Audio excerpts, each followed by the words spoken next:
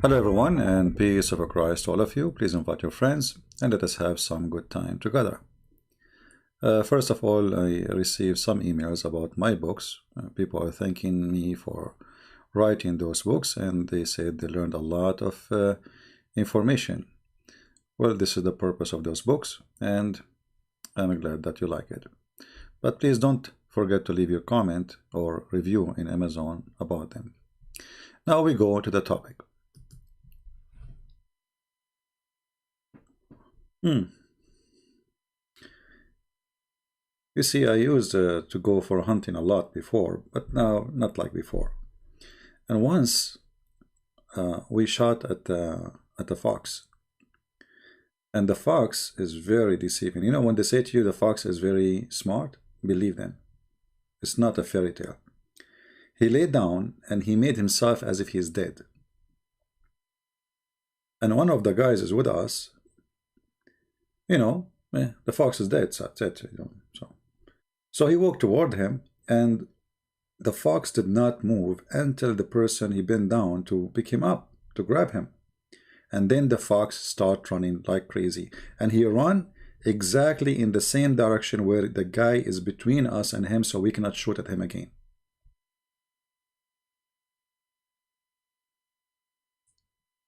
So the fox is very smart.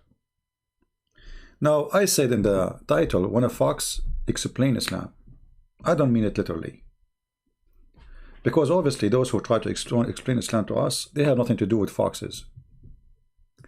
If we read the comment the Muslims they give us, and I will show you some, you will see how much confused they are and how much they have no idea what to do or what to say. If we go go up, see all the comments. By the way, be careful from those accounts who post those things. Those are porn. So don't click on them, don't go there. They are trying to make you click and go to their, scam. I don't know, this one is in Indonesian language, so I have no idea what he's saying. Okay, so let us see some Muslim comments. We will skip for sure the Indonesian one because I have no idea what they are saying. As you know, I used to speak Indonesian, but what happened, the same as what happened to Zulqarnain happened to me. My people, they hit me in my head with the hammer. I get the first horn, and then I died, and then Allah, He resurrected me, and He sent me again. I opened my chat, and then my people hit me again with the hammer in my head, and this is how I got my second horn, and then they call me the Zulqarnain, the person with the two horns. Allahu Akbar. So since they hit me with the hammer, I forgot, how to speak Indonesian. Sorry. So it says here, let us see, Jesus is not God. Jesus is mighty prophet. Prophet. This is how you say the word prophet. Prophet. Anyway, I feel better about my English now. So, okay, my friend, take it easy, take it easy. You see, the funny thing about the Muslim, we just made a video showing them that their God, he believed that cat is created from the sneeze of shaitan, the sneeze of the lion, sorry. And the shaitan, he got inside the ship of Noah because he held the tail of the donkey. And what the Muslim, he says to us after watching the video, Jesus is not God. He's not God. Jesus is mighty prophet. Prophet. He's not God. What does that to do with topic? He's not God. So the problem of a Muslim is not Muhammad saying all those fairy tale stories, stupid stories. He's a problem. Jesus is not God. It doesn't matter how stupid the Quran, how stupid the Hadith, how stupid Muhammad is. The problem is Jesus is not God. So Jesus is a problem for Muhammadan. Because this is a stupid concept. Okay, most of a priest revert to Islam like who? Who is the most of the priests? Most of them. We have nobody left. Like who? The guy who claimed to be a priest was his name. His wife, she called him useless, as he said.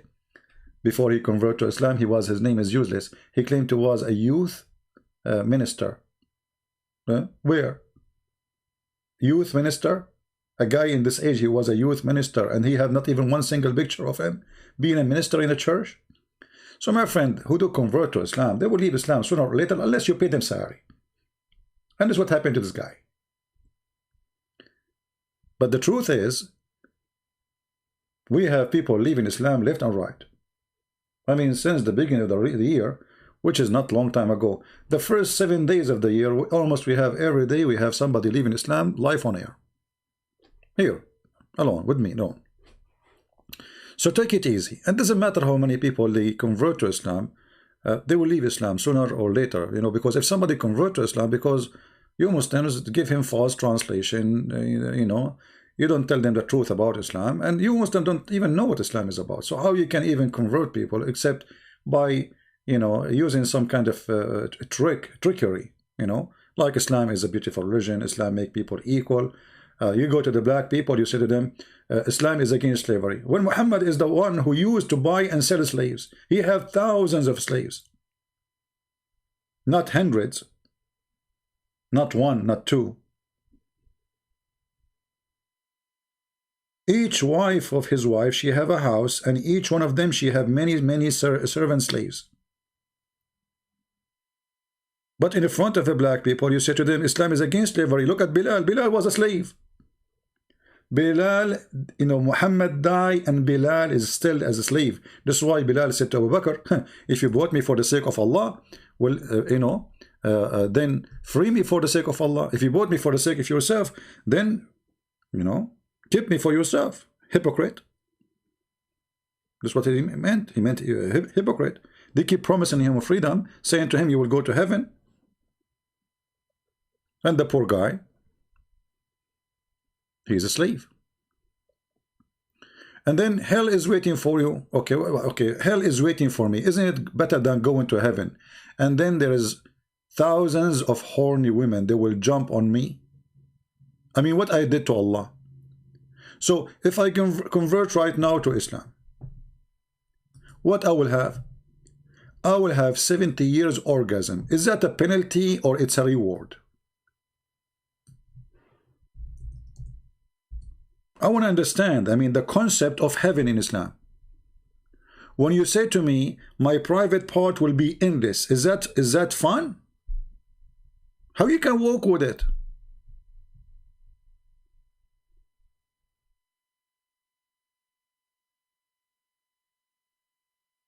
The second you start thinking about what they promised you about Islam, you go crazy. I mean, you have an endless private part. You have 70 year orgasm. You have women you can see through their bones. I mean, what is that? So when you try to invite me to your cult, I see nothing except stupid promises. They don't even make sense. I mean, at least, you see, if you invite somebody to Las Vegas make way more sense, it is real, than the promises of Muhammad, like endless penis. How you can enter the casino with it? Let us imagine your house is in the size of all the casinos in the world. Huh? Fancy. But now you have endless penis. What you can do with it? Where you can put it?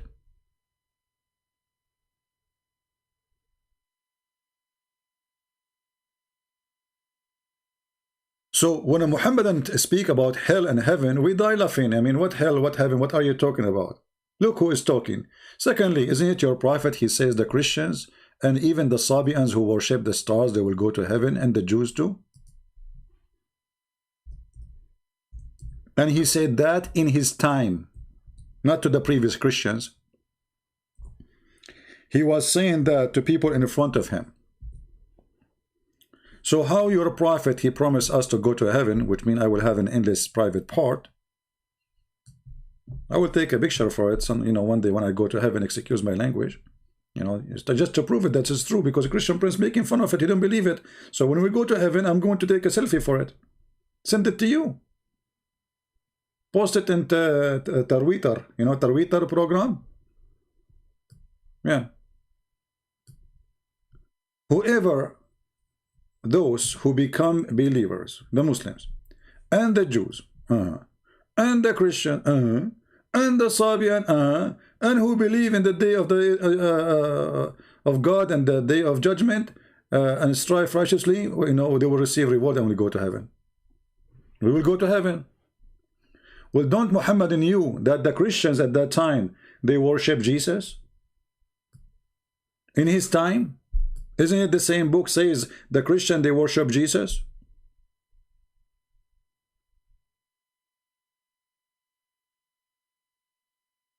Right? Now, some of you were asking in the chat when I'm going to talk about how Allah created the pig, as we promised you. Don't worry, we will talk about it, but not now. You know, I mean, maybe tomorrow or the day after. No rush. The pig is really created. Don't worry about him. We will talk about it. But now let us answer the Muslim funny comment. Islam is the fastest growing religion. That's a false statement. Because first of all, there's nothing is called Islam exists anymore. And there's nothing is called Muslims. When we say Muslims, we are saying people who they are calling themselves Muslims, but in fact, none of you is a Muslim. None of you. Name for me one Islamic country is a practice in Islam. You see, Islam is not like a Christianity. Islam is a government. If the government does not exist, there's no Islam. Islam is not a religion. Islam is a government. So, if you could not practice a government of Islam, then there is no Islam. And you can ask your sheikh, he will say to you exactly this is true. So, which country in your world they want to follow Islam? Why you don't follow Islam in Turkey? Here we have, you have Erdogan, he recite the Quran for you. The country of the bars and prostitution and drugs and the casinos and, you know, sex tourists and etc. Okay, but this is Turkey. Erdogan, you know, had the party of Allah. He never even closed one bar. Why you don't want to follow Islam? Well, because Islam is just a sign, you know, but behind the sign everything is allowed. Why you don't follow Islam in Morocco, Algeria, Egypt? I mean, name for me one place you follow Islam. Where? Even in Saudi Arabia you don't. Who in Saudi Arabia, who is a Christian in Saudi Arabia, he pay jizya? Nobody. Nobody.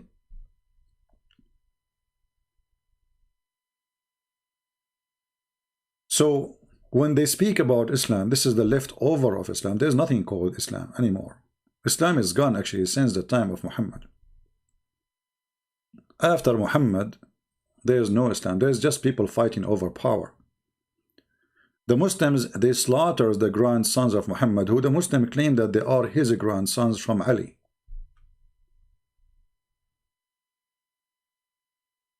The Muslims killed the caliphate. For Islam is a government. Muslims are fighting over power. They don't care for God. Who killed the caliphate? Who killed Uthman? Who killed all your caliphate? The Christians? No. The Jews? No. The Muslims? Yes. So which Muslims are we talking about?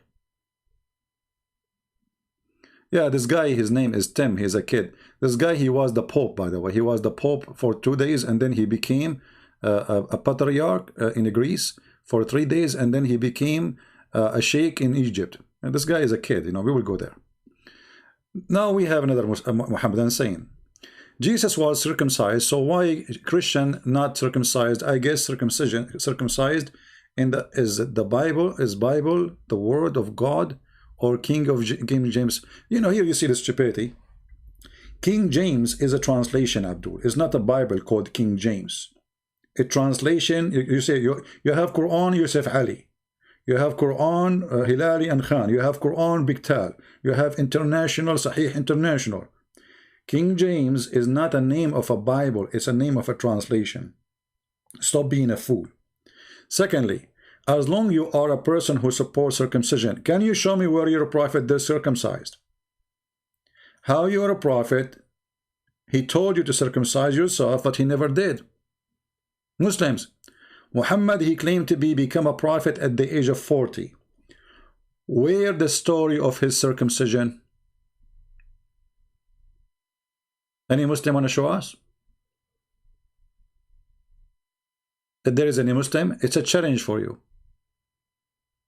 We have the whole Quran, and we have the hadith, and I want you to show me where Muhammad gets circumcision. Right? All right, people, don't flood the text with the same question. I saw you about the caliphate. We will see. And then he says, is it true? First of all, circumcision. When Jesus, he did circumcision, because first, Jesus is born of the Jews. He is born between the Jews. And he was circumcised in a young age. Circumcision is a must for everyone who is born of the children of Israel. So when Jesus, he did that, he is following the tradition and the law. His family, they are following that. In the same time, Jesus, he made it clear, circumcision made for a reason. It's made for a reason. It's better for health, better for fighting illness and diseases, especially at that time. So it was made for a reason. It was, God do not care for a little tiny piece of skin in your private part. This is not for God. You are not doing it for God. Anything God, he said to the person to do, he asked him to do for his benefit. And that's why Jesus said about Saturday, he said, Sabbath was made for the man, not the man was made for Sabbath. God don't care really for the day, he cares for you. The day is made for you. So God, he knew that some people abusing his authority, forcing their servant to work 24 hours, 7 days a week, and they give them no break. So enforcing the Sabbath was for the benefit of the man, against the greed of the man. Otherwise, God don't care really. You want to work 7 days a week, go. So when a person became so silly and he tried to focus in something, let us focus in it. Why your prophet did not do circumcision? Yet he is claiming that he is following the step of Moses, and even he ordered you to circumcise yourself and even to circumcise women. And I want to know where Muhammad, he got women circumcision from. Is that from Moses? Why in the world you want to circumcise a woman? What for? The man's circumcision was for health issue. The women's circumcision for what? And you circumcise what? So a Muslim is like a person, he found the skin of a banana in the street and he thinks he is holding a banana. You are not holding a banana, my friend. What is the banana in your hand? Where is the circumcision of your prophet?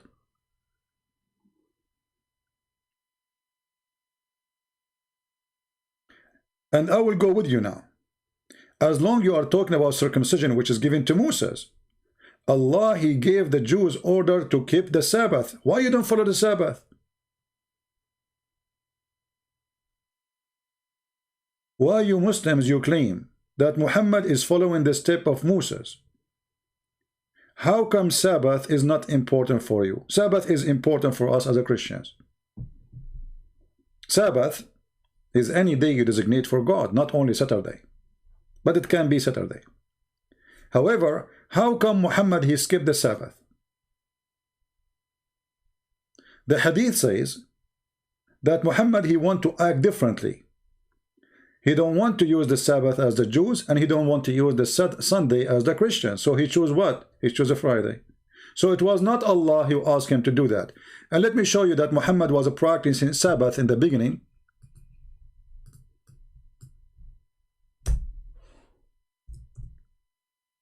Because he lived, he did live with the Jews.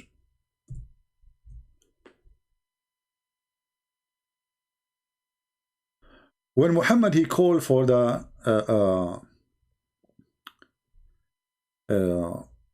prayer, nobody come. Which day? Which day is that?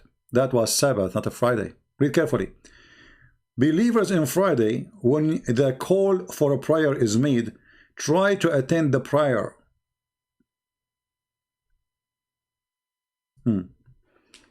It says here Friday, how it is Saturday. Well, the Sabbath for the Jews started or start from the sunset at Friday. It's not like now, you wait until 12 o'clock and that will be a new day. So, in the day of a Friday, because the Muslims are practicing the Jewish tradition, for Muhammad is a puppy, follow the Jews. Everybody want to go and buy his stuff before all stores close down, because by Friday afternoon, the market is closed. So in Friday, nobody come to pray. Why? Because Friday is going to be Saturday soon. So Muhammad, he had to make a special verse for a Friday prayer. Why the Muslims are not coming? I mean, why there's no problem in Thursday? The Muslims, they pray 5 times a day in the mosque. Not only in Friday. These people, they think it's only Friday. No. They have to pray. It's better to pray Jama'ah, which means group, in the mosque. 5 times a day. So why only Friday was a problem? Because in a Friday, the Jews will shut down. And Muhammad was following the Jews. This is why Muhammad, he was praying toward Jerusalem. He is a Jewish puppy. He tried to imitate the Jews and to look like a Jew, to act like a Jew, but he's not. And the Jews refused him.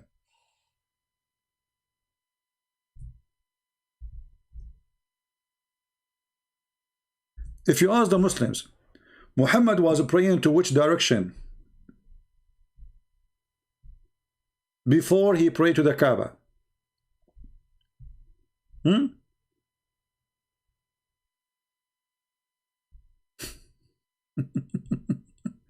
They will say to you, Jerusalem. Why? Why you are praying to Jerusalem and the Kaaba is next door to you?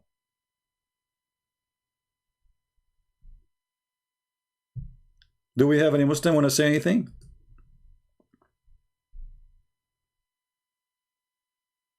Why he was praying to Jerusalem, and then why he ignored Jerusalem?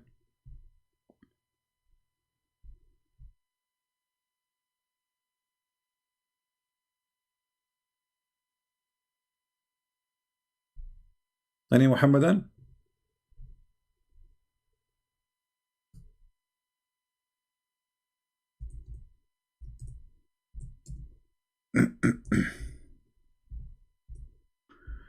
If we go in the Quran, you will find some verses speaking about those issues.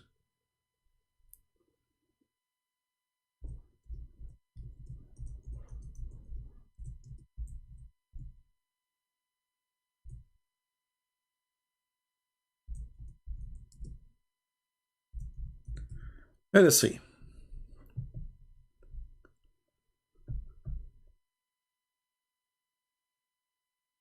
Let us show some reference so we can love together.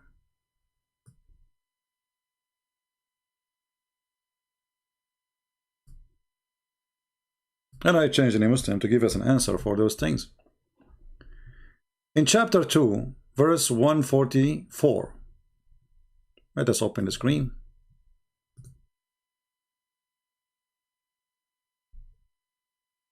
We certainly saw you, Muhammad, often turn your face to the sky. To the sky, okay. So we shall instruct you to face Qibla that you like.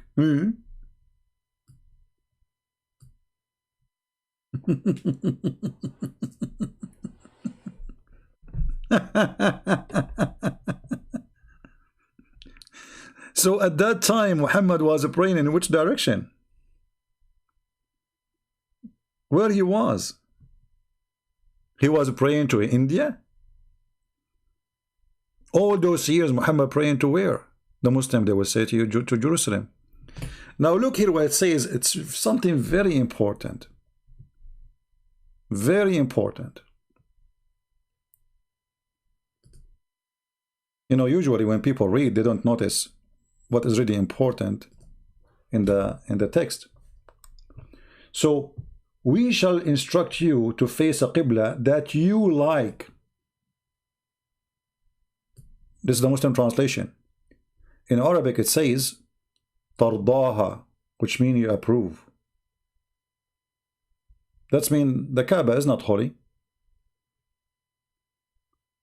The Kaaba is not a holy place. But there is something happened made Muhammad like to pray to the Kaaba. What was that? If we go and check the hadith, we will find Muhammad, he was instructed by his boss, Umar ibn al-Khattab, to change the direction of the prayer. To do what? To change the direction of the prayer. It was Umar al-Khattab who changed from Jerusalem to Mecca.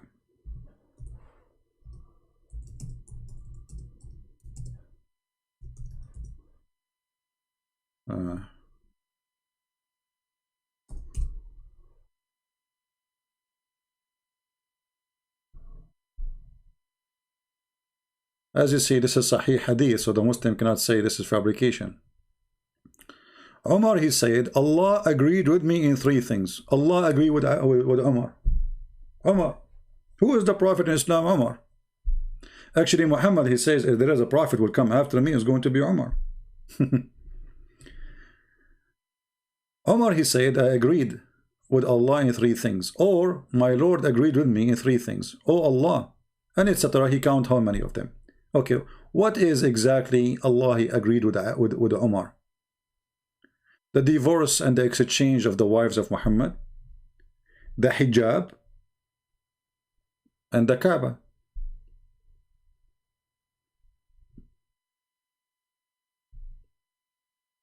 Read it. The Kaaba, I said, O Allah Messenger, would that you took the station of Abraham as a place of a prayer? Who said that? Umar.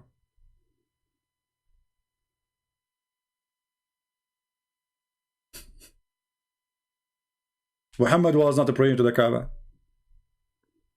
And here we go, Umar saying that Allah agreed with me. So Muhammad, the scam Muhammad, he took the advice of Umar.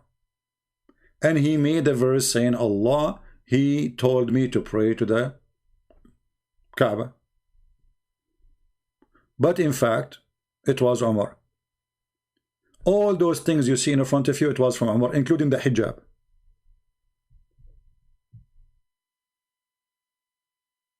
And always when Muhammad, he want to make people follow something, he say, Allah said that to me. When the fact, as you see, it was Umar who said that to him. And then you will find that the Quran came as I said, Umar, he said. Allah not only he take the words of Umar. No. Allah, he copied it. So the verses came down as I said.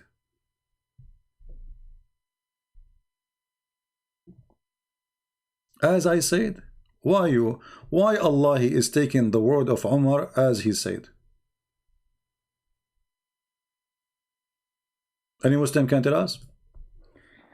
The Muslim, they say to us that nobody can make Quran like the Quran. And then we find that Allah copying Umar word by word.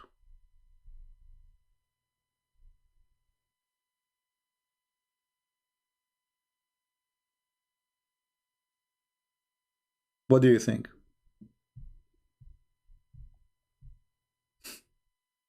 Word by word.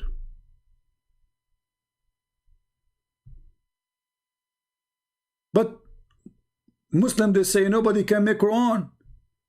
And then we find that Allah taking the Quran from Umar word by word.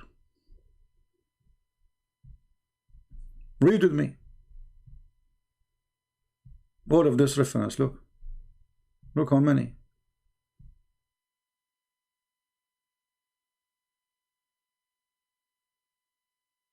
Look how many. And here you see something very important. Anyone notice with me what is the last line in this hadith here? I will give you the link for this hadith.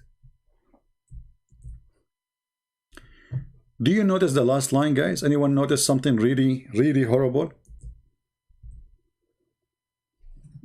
Do you? What do you notice? What is the problem there?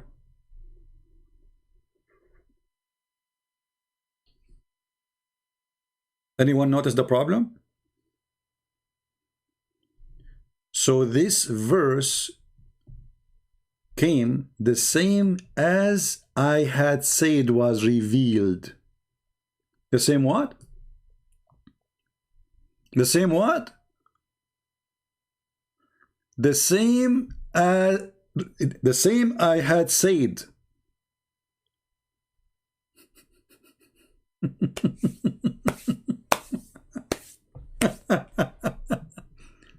But remember, nobody can make Quran.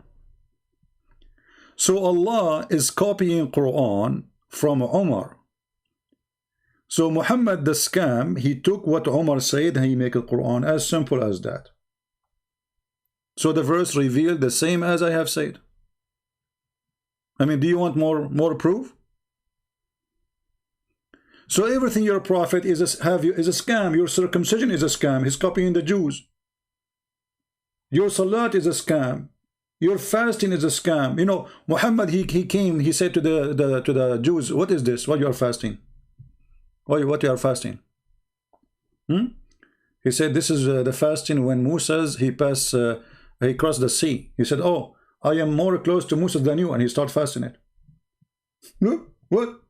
So it's not Allah who told him to fast it. Have you ever heard of a prophet of God? He fasted just because he heard a Jew saying, this is when Moses crossed the sea. We fasted. What if the Jew is lying?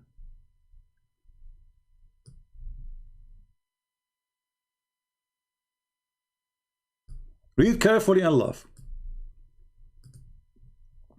The book of fasting, the day of Ashura. The day of what? Ashura. Now the Muslims are even confused about Ashura. They don't even know this is the day of the Jews or this is the day of the pagan. They are, you know, what a cult. Ibn Abbas said, Allah pleased with him, reported that Allah Messenger came to Medina. Medina, remember, the name of the Medina was not Medina. Medina is just a word, means city. Very silly name. It was Yathrib. Muhammad later, he changed the names. And many of you, they might say, how come Muhammad, he called himself the praised one, and there's many people, their name is Muhammad? My friend, those who converted to Islam and they used to have a name, don't agree with Islam, they force them to change their names. Just put that in your account. There's many people who after they convert to Islam, when Muhammad conquered them, he forced them to change their names.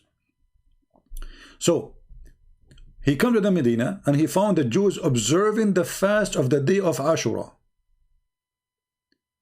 The Jews were asked about it and they said, it is the day which Allah granted victory to Moses and his people, children of Israel, over the Pharaoh, and we observe it, fast out gratitude to him. Upon this, the messenger of Allah said, we have a closer connection with Musa than you. And then he command and observe the fast of that day. Do you see it?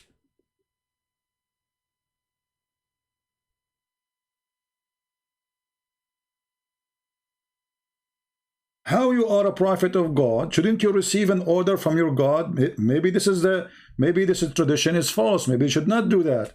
Shouldn't Muhammad wait for Allah to say to him, fast that day? This is fasting. This is not a joke.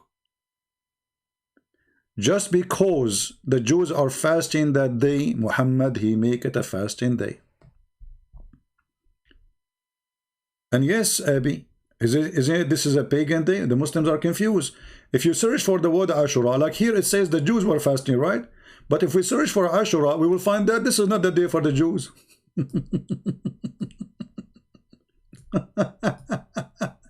will come to Islam. If I search right now, I will do this in front of you. If I take the word Ashura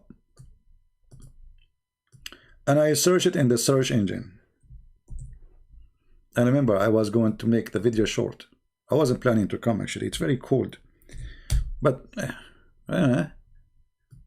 why is not copying correctly? Let us try again. So we copy the word and we post it in the search engine. All right. Read how many hadith about this day.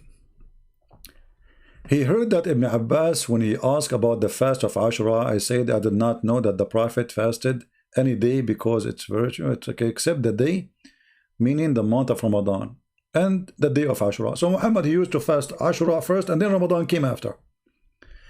Muhammad, he said, even Ashura can, even if you fast it, it can delete your sin, can erase your sin. The Messenger of Allah observed someone fasting on the day of Ashura and command to fast that day. Okay. Muhammad, later he changed his mind. The Prophet says, whoever wishes may fast on the day of Ashura. What a prophet. Okay.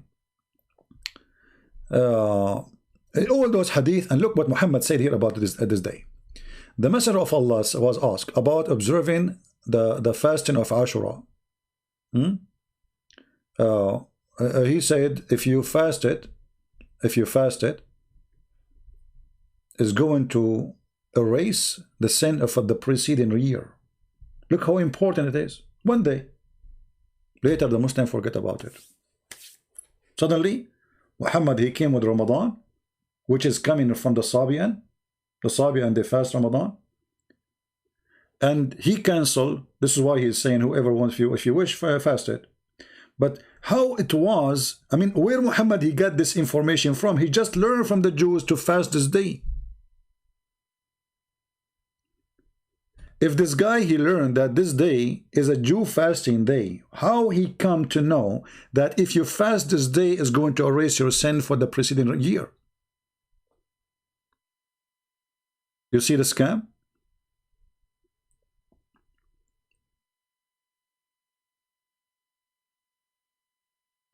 Allah never told him to fast it. Angels never told him to fast it. He saw a Jew in the street. He says, oh, we are fasting. Why you are fasting? Oh, today, the day Moses, he crossed the sea. Muhammad, he ordered him to fasting, and then he come with his own reasoning. He told them something. From where? He himself, he learned about the fasting from the Jew. He himself, he learned that this day is a Jewish day. Then how he come to the conclusion that if you fast this day will erase your sin for the last year? And what kind of religion, if you fast one day, all your sin for the last, so all what I need to do, I will be doing all kind of sin for non-stop for the last 365 days, and when the day come, I will fast, and that's it. I'm clean. See how easy?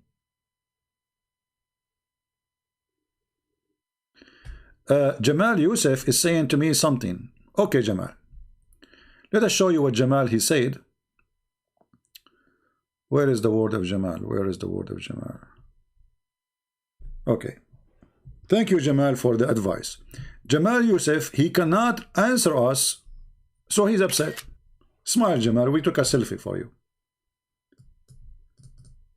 Jamal, he cannot tell us why Muhammad was praying to Jerusalem, and then Umar, he changed it to the Kaaba, which means Umar is the one who made the Quran and Umar is Allah.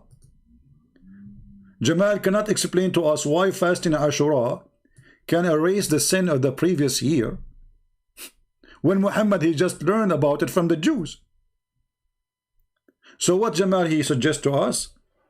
How about you get off your ass and follow your religion, go pray or something? Are you following your religion? You don't.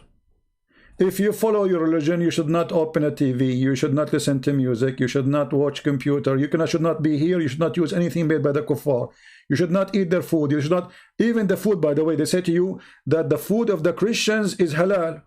So why you are saying I want to eat halal food? If the food of the Christian is halal for you, why you go in the market buying halal food? If anything the Christian do is halal. Hypocrite people. So anyway, you pray, but you don't. You pray to who? If I ask you now, Jamal, you pray to who? You don't know. Who's Allah? I don't know. Who's Allah? You have no idea. I challenged Mr. Jamal if he would like to call me and tell me who is Allah. What do you think, guys? Do Jamal dare to call and just tell us who is Allah? You pray, okay, you pray to who?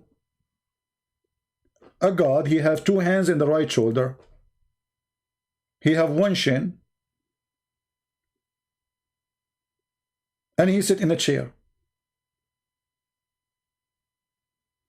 Any other information? No, they are not Abrahamic. You see, this is the biggest fat lie. You hear it in TV. Yeah, you are watching too much Trump, my friend. This is in the movie of Trump and Israel, the peace agreement of Abraham. The fact is, Islam is not Abrahamic. What make Islam Abrahamic? Tell me. Did Abraham kiss black stones? Did he? Show us. Did Abraham, even the Muslims, they say that Abraham, he built the Kaaba. Can you prove that? Anyone knows how we can refute the lie which Muhammadan they repeat from Muhammad? They are victim of Muhammad. I feel sorry for them. How we can refute the lie of Muhammad that Abraham he built or he raised the Kaaba, because the first one who built the Kaaba supposedly is Adam, and before him the angels. Anyone remember how we can refute this lie?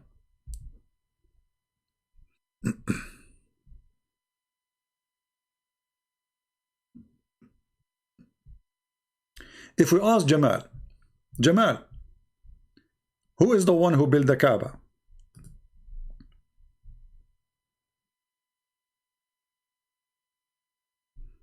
Can you prove that Moses parted the sea? Well, you know, this is a good question. Can you prove that? So let me ask you the same question. How you believe in it then?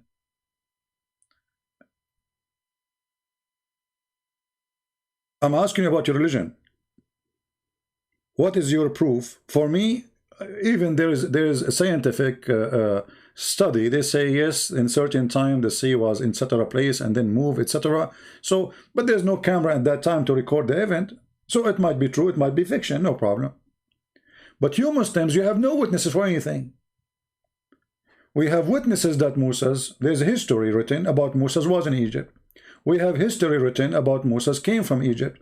We have history about the whole nation was of Israel was in Egypt and run away from Egypt. What is the proof that Abraham was? Which historian report that? And now I'm asking you, if there is any historian reported that Abraham, he was in Mecca?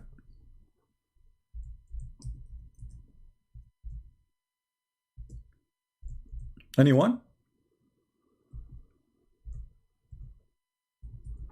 Do you know anyone?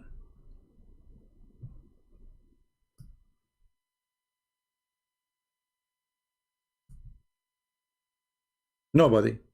So your Muslim stories, always Muslim stories, there is no witness for it. There is no witness, even there's Muhammad. Muhammad himself, who is Muhammad? If we read the Quran from the beginning to the end, who is Muhammad? Where Muhammad was born? Nothing in the Quran. Who is the father of Muhammad? Nothing in the Quran. Who is the mother of Muhammad? Nothing in the Quran. Which year he was born? Nothing in the Quran. Who is his grandfather? Nothing in the Quran. So what is in the Quran?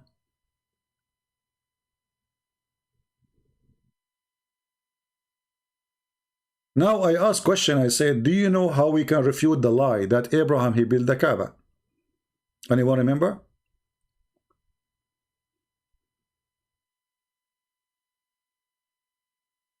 Anyone remember?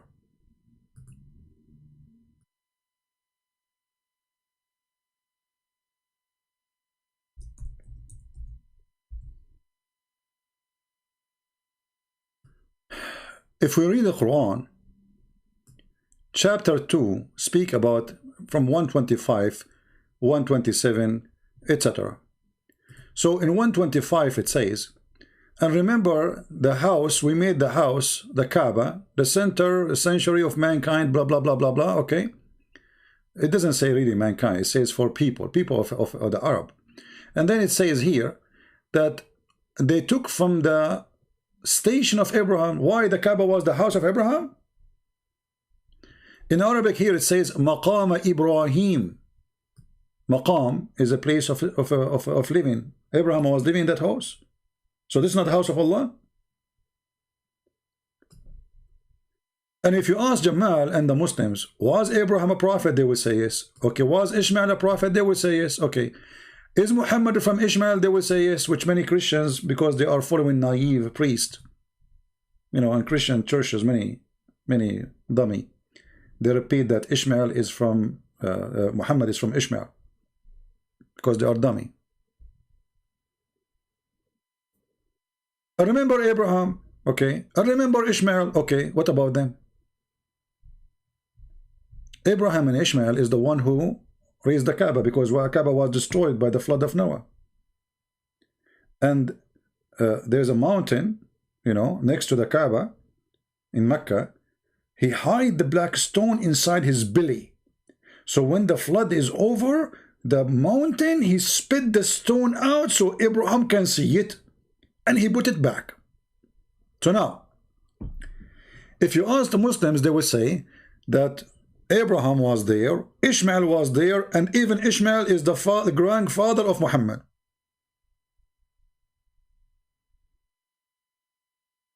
So how you explain to me this verse?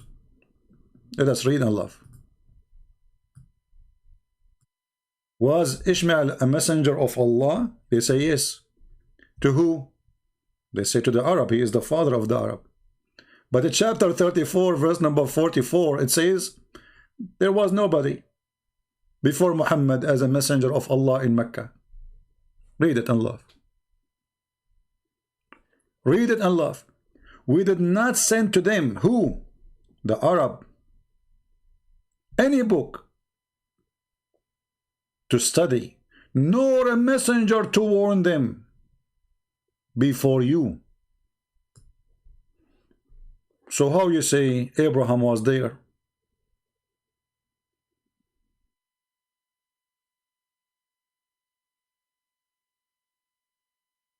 Any Muslim? How you lie to yourself saying Abraham was there and Ishmael was there, and now this verse saying there's nobody before Muhammad came to the Arab and to Mecca specifically here.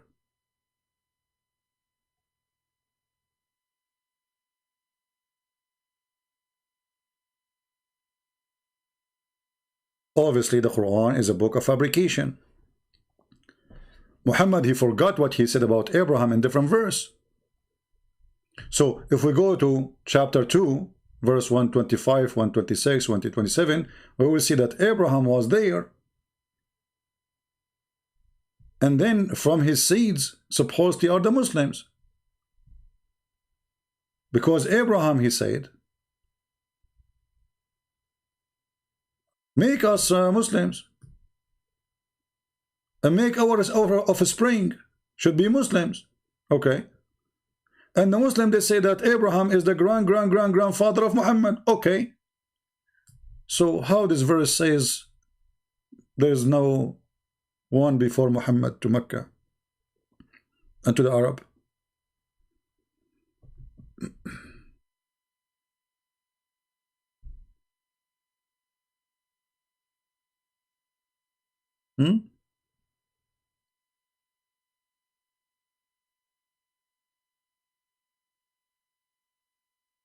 Ahmad Ma'ruf, he's saying, show me a mistake. I mean, I'm showing you a mistake, so what I'm showing you, shish kebab? What I'm showing you, Ahmad Ma'ruf? Ahmad Ma'ruf is asking us to show you a mistake in the Quran. Everything in the Quran is, the Quran itself is a mistake.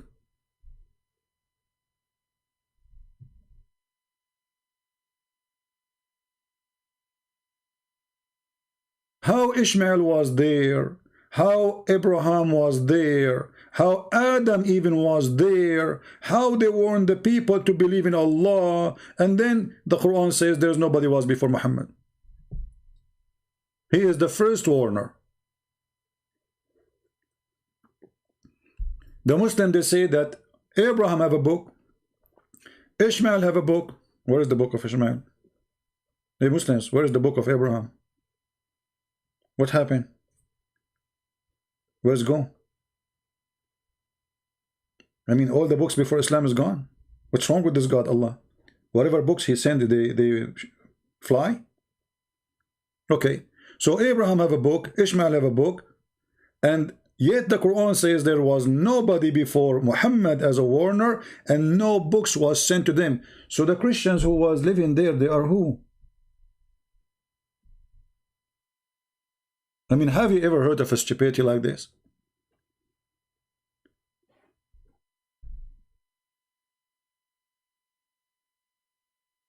The Christians who were living there, according to the Muslims, if those people there, they never have a book. So what the Quran says, we send the Isa, the Injil, and there's a Christians, and Khadija was the niece of Waraq ibn Nawfal, or the supposedly he is like her uncle from, like, you know, little bit far, which is here the real father of Muhammad, but he was a priest supposedly according to Muhammad.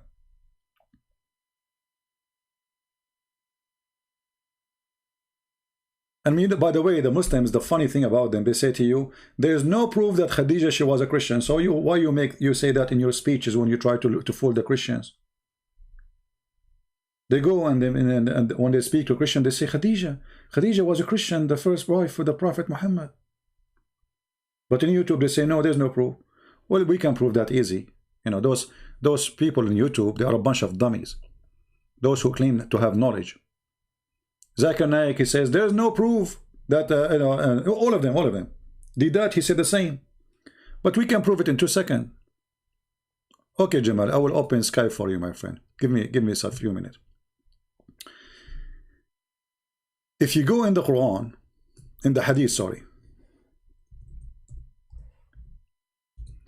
If somebody says to you that there's no way to prove that Khadija, she was a Christian, what do? You go to this Hadith. When Muhammad received the Quran from the angel Jibreel, and the angel Jibreel squeezed him 3 times and no mayonnaise came out. And then Muhammad, he came at home and he could not find an answer for what happened. He didn't know what happened. He's scared. He's terrified. The Hadith described that. He was shaking. He was freaking out. He cover me, the thiruni. So Muhammad was freaking out. And then what Khadija, she did? Khadija, she took him from his hand and she took him to Waraq ibn Nawfal. See, he came scared, terrified, cover me. And then Khadija, he said to her, oh Khadija, what's wrong with me? Muhammad, you are crazy, you are mentally ill. This is what's wrong with you, you saw nothing. Then he told her about what happened to him. And then he said, I fear that something may happen to me. Muhammad, he lost his mind. Khadija said, never, but I have a glad tidings, for by Allah, you will never be disgraced. And then she took him to where? She accompanied him to Waraq ibn Nawfal, the priest. So when they say Khadija was not a Christian, according to them, and by the way, she is not a Christian, she is Nasara. It's a Christian cult, like Jehovah's Witnesses. So she was not a Christian cult. So if she is not Christian, why she take him to the Christian priest? You know what I mean? I mean, you have your husband have a problem. And what do? You take him to the Christian priest?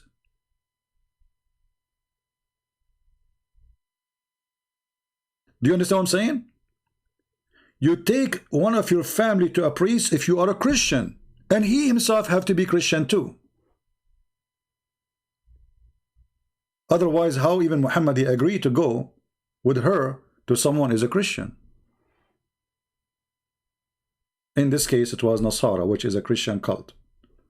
Let us open our Pal Talk for Mr. Jamal, so like he like to call us.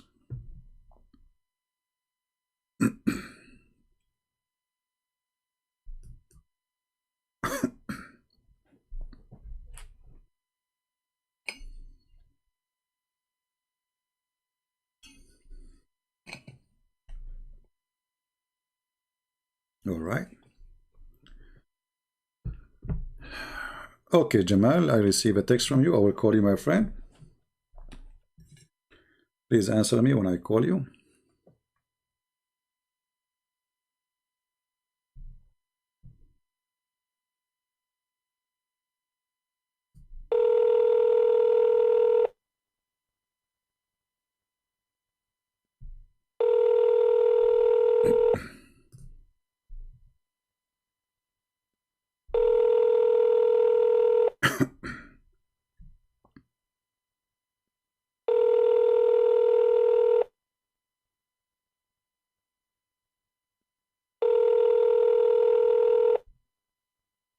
Jamal is not answering.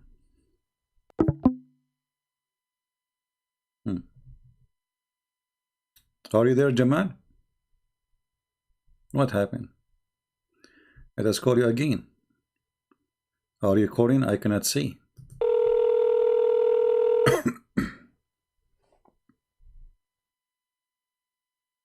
Hello? Hello? Yes, Mr. Jamal, how are you doing, my friend? Hi, I'm doing good. How are you? I'm fine. So what do you like to say to us about your religion? Go ahead.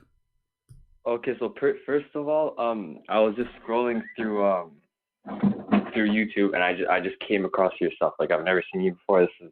This is the first time I've seen you. All right. So I like, what can you just break down what the channel is about? Like, what religion do you follow? Well, we discuss about Islam, and I believe Islam is a false religion and Muhammad is a false prophet.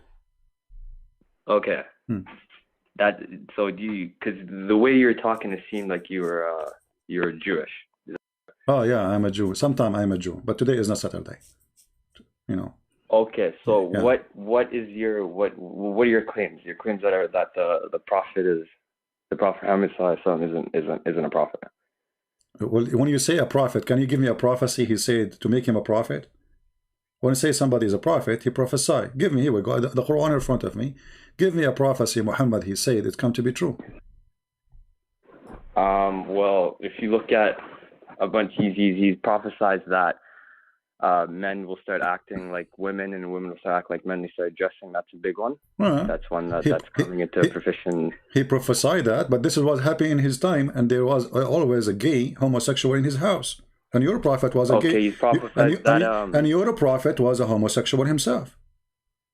The prophet Sallallahu Alaihi Wasallam was a homosexual. Yes. Do you kiss? Based on what? Do you kiss men down their belly? I do not personally, and I've never seen anything in either the Quran or the Hadith that All right, here we go. That says that.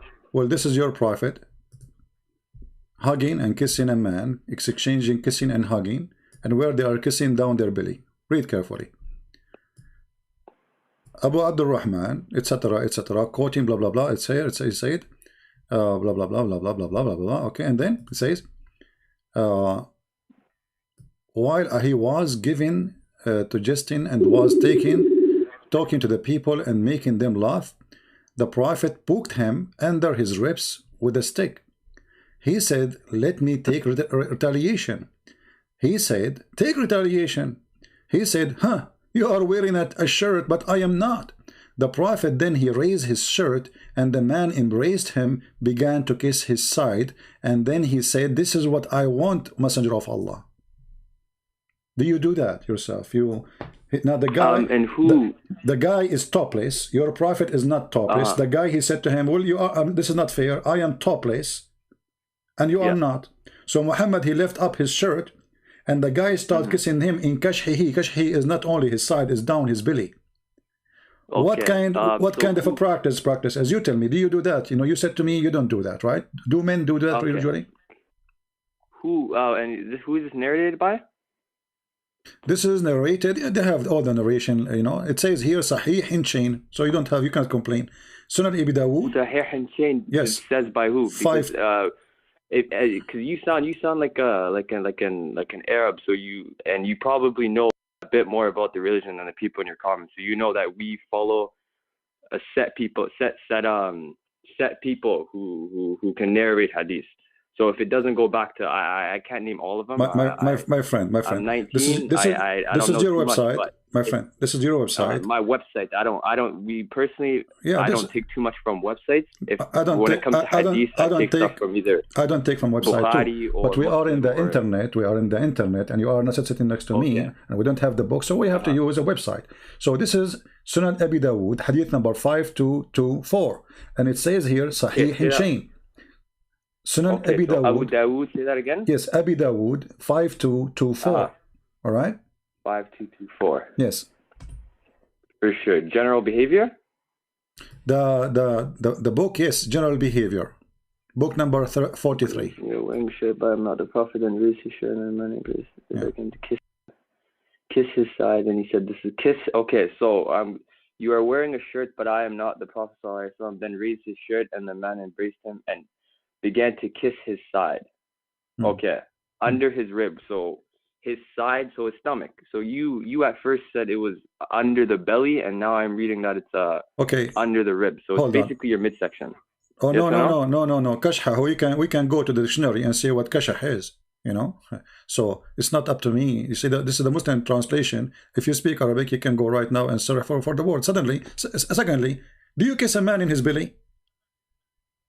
I don't kiss a man in his belly, and this now you are trying to fix it. You are the one who said it is not down his belly, it is his belly. You are trying to fix it. But is that a behavior of a prophet of God? He take off his shirt, he lift up his shirt. The guy, he go under his shirt. Now they are both are naked. Here we go, hang up.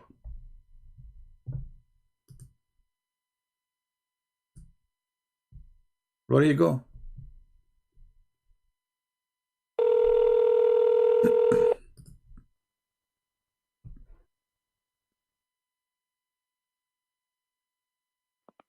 Hello? All right, my friend, we lost you, no problem. So my bad. Okay, you see, anyway, this is can be a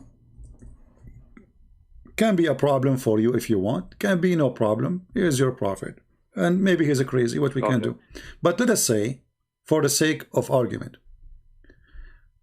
was Muhammad a normal person? Was he a normal person? He was one of the greatest beings ever walked this earth. He was more so. Yes, when it comes down to.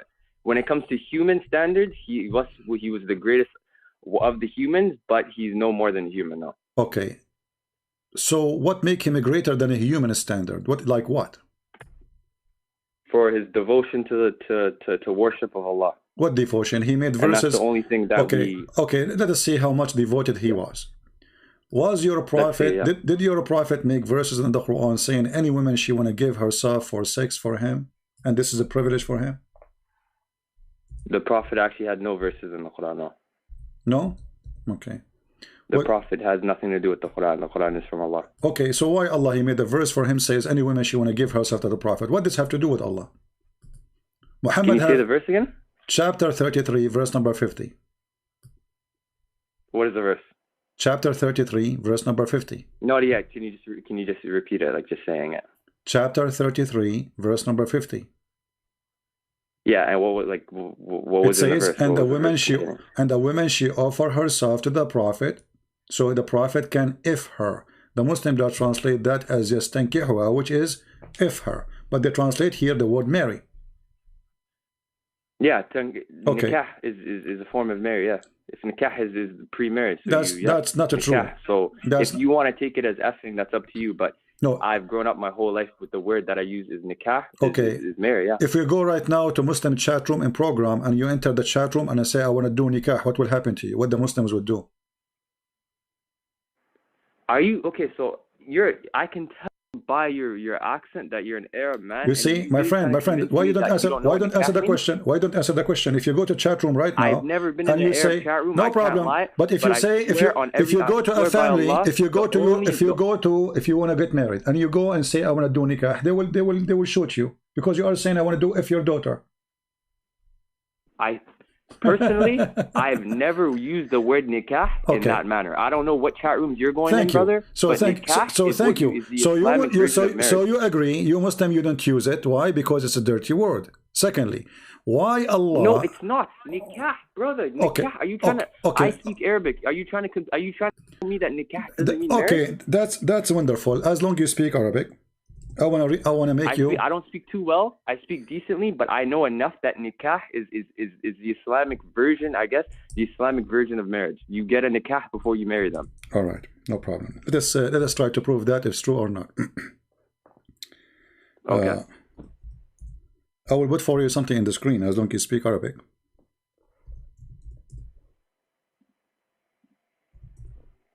Give me a second. I don't have the stream open. Are you putting it on the stream? Just give me a second, you know. I will put it for you. And I can give you the link even in Paltalk. You can click on it and open it. Just give me a minute.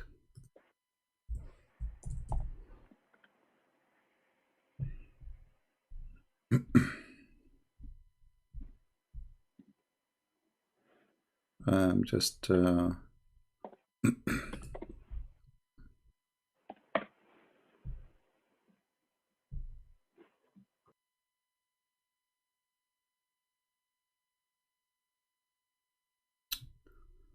okay.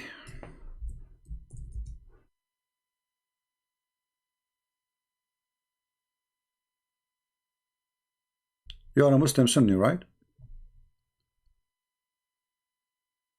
Hello? Hello? Yeah, I'm a Muslim Sunni, yeah. All right, that's wonderful. And I think I was banned from your stream because I can't see it anymore, but why you are banned from my stream? I did not ban you. And you can see the stream anyway, even if you are banned in the chat. That doesn't make sense. I searched up Christian, can't find anything, but anyways, yeah. Let me open the tafsir. This is tafsir Al-Qurtubi. I will give you the link in a second. Your YouTube is Christian Prince, right? My friend, in YouTube, there's tons of it. Let me give you the link so you can open it. Maybe you close it by mistake. Let me give you the link for the broadcast again. Click at the chat at the window we are chatting in Paltalk. This is the link. Here we go. Oh, sorry. Okay, no, I have it open. It's right here. Oh, sorry. I gave you the wrong link. Okay. I've got the stream open now. It's good now. All right, no problem. Let us see. Let me give you the link for the reference.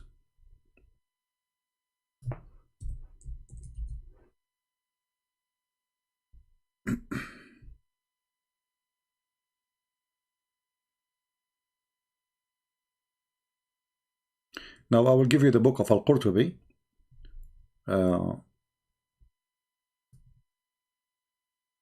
Here we go.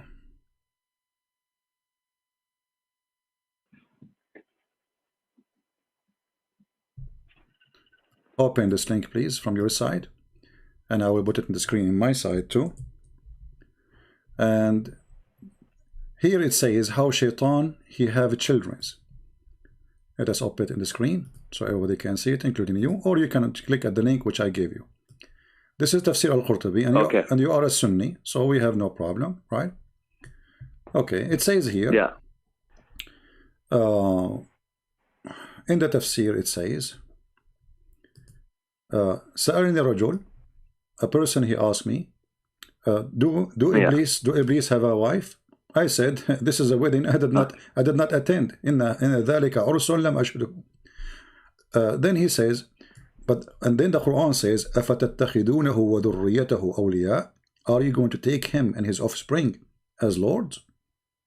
You're trying to, dude. I see what you're doing here, man. I see what you're doing. No, wait. You know what the. Wait. No,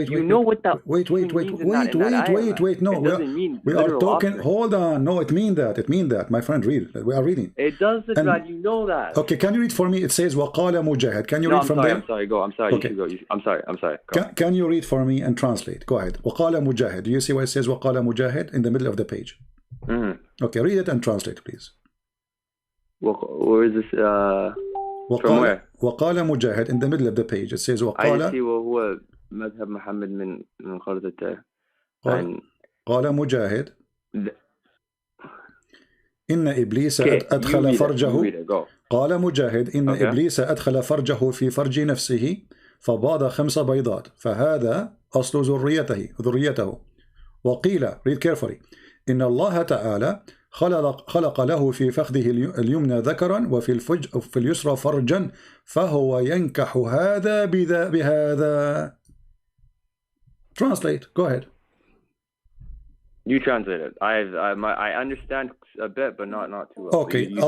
So Allah he created for Shaitan a penis in the right thigh and a vagina in the left thigh. So he do nikah by this to that. You said to me nikah mean marriage. Shaitan is marrying himself nikah now? So what this is hadith you're saying? My friend, this is the tafsir al-Qurtubi. And this is Mujahid. This is a hadith from Mujahid. Mujahid, you know, one of the great names in the history of Islam and companion. So he said that Allah created for Shaitan a penis in the right leg and a vagina in the left leg. And he do nikah but to this by that. But you said to me the word nikah mean marriage. Is Shaitan marrying himself now? What is this hadith called so I can search it up myself? My friend, I'm giving the reference. I give you the link. This is Al-Qurtubi. Al-Qurtubi 10 page number 420. All right, and you can go to volume 1 page number 291 as it's shown on the screen. This is not my website. This is your Islam port. This is Tafsir Al-Qurtubi. All right, as it is. I'm showing it in the screen. So according to your religion, Shaitan have a penis because they are asking, okay, Quran says, Allah said, are you going to worship Shaitan and his children? So the Muslims are asking, okay, but Allah, he sent Shaitan alone to the earth. He don't have a wife. Adam have a Eve. Shaitan he don't have. So your prophet, he come with the solution that Shaitan have a penis in the right leg and have a vagina in the left leg. So when you want to have sex, you do nikah, he do shake this with this, and he enter this into this. This is nikah. Nikah, it's mean to F. So when you say to me the word nikah mean marriage, well, here we go. This is your Islamic books too. It says that he is doing nikah to himself. He's marrying himself. It says he have a vagina and he have a penis. And what he do فهو ينكح هذا بهذا.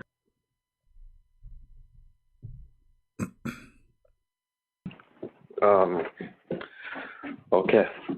Clearly you've had this one set up for a bit. I don't have anything. I don't have any knowledge on this. No problem. I respect your honesty. So let us go back to zero.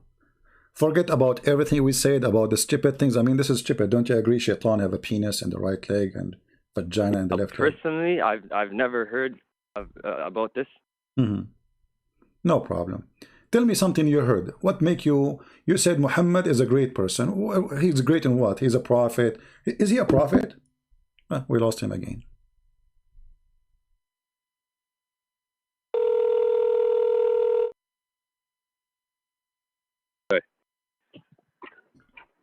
Hello? So you said Muhammad is a prophet, correct? Yeah, I would. Okay. And you said that Muhammad, he predicted that people will act like women, correct? Keep losing him.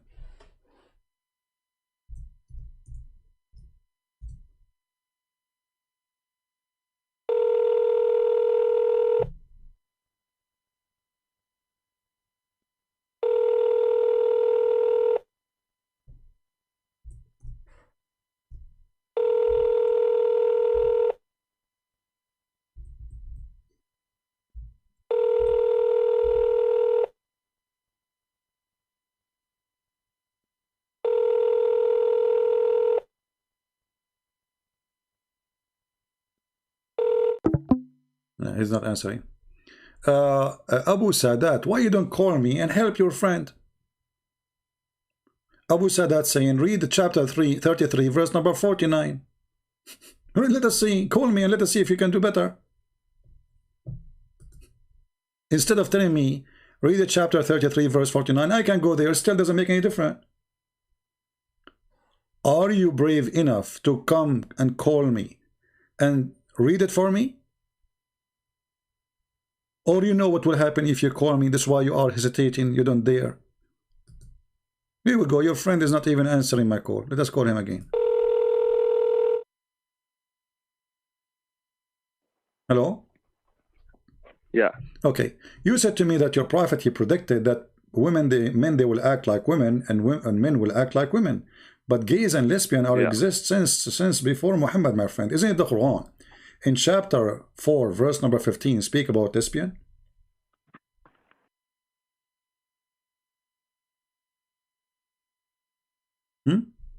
Hello, can you give me a second? Yeah, sure, no problem.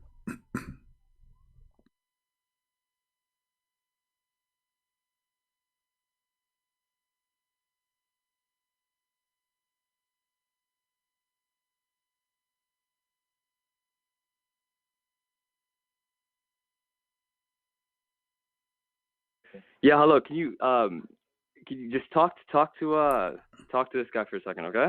Talk to who? It's my dad. He knows a bit more about right. this stuff. No so problem. If you can, he is more than welcome. So we have to change now. Go to 0. Assalamu alaikum. Wa alaikum assalam. Ahlan wa sahlan. Yes. So we are talking with your son, and he said that Prophet Muhammad is a prophet. So I said to him, what make him prophet? Yes. What make him prophet? You know, when you say somebody is a prophet, what make him prophet? What made him a prophet is the message that he got from Allah. And what is that? I mean, a prophet, somebody is a prophesy, right? Somebody tell us about the future. Not only he give a message, I can give you a message now, claim to be a prophet too. No, you have to define a prophet. What does a prophet mean to you? Because a prophet is not what it means in English. A prophet in English is someone that prophesizes what happens in the future. But in Islam, that is not the definition of a prophet. So what is in Islam? In Islam, a prophet is a Nabi, and it's different from the English meaning of the word prophet. My friend, the word Nabi in Arabic, it's coming from the word tanabba'a, which means he tells the future. Yes. He told the future, so it's the same. No. It does not mean that he tells the future. So this what? Is khata. How? It comes from the word naba, khabar. Okay. It comes with a khabar. It comes with a khabar with the information. No problem. So we can say, okay, so I can understand from you right now, according to you Muslims, Muhammad is not a prophet. Muhammad is a news teller. No, the Prophet ﷺ is a Nabi. He's exactly. Not, if we're going to speak in English, English was not the language that the religion was revealed in. We speak in Arabic. No problem. But you just told me the Prophet is a Nabi. But you just told me that he don't tell the future. So he tell what? He tell just the news, correct? The news both about the past, the future, and the present. Okay, but not just the future. But if nobody tell you what is going to happen, if nobody knows what will happen in the future, that is a prophecy. If he is telling you what will happen in the future. See, you're mixing two things. You're using both English to defend your point and Arabic at the same time. You have to pick and choose. Right. The religion was revealed in Arabic. No problem. It's in Arabic. Okay. The khabar is what came before and what is present and what is coming in the future. So it is not the prophet that he is telling us just about the future. He's telling us about what happened in the past, about the past nations as well. So you cannot just use one language to define and say he's not a prophet. No, we're not speaking in English. The prophet is a Nabi, Nabiyyun min Allah, Mursal. So you have to we have to, in order for us to have a discussion, we have to be on the same page from the beginning. We are not on the same page. You're saying a prophet, meaning he's telling just news. Okay, so what? So what Muhammad told you to make him a prophet according to you? Like what? He received the revelation from Allah. That is what made him a prophet. Okay, what is the revelation? What is the revelation he received? You don't know the revelation? Yeah, what revelation? What he did? The Quran.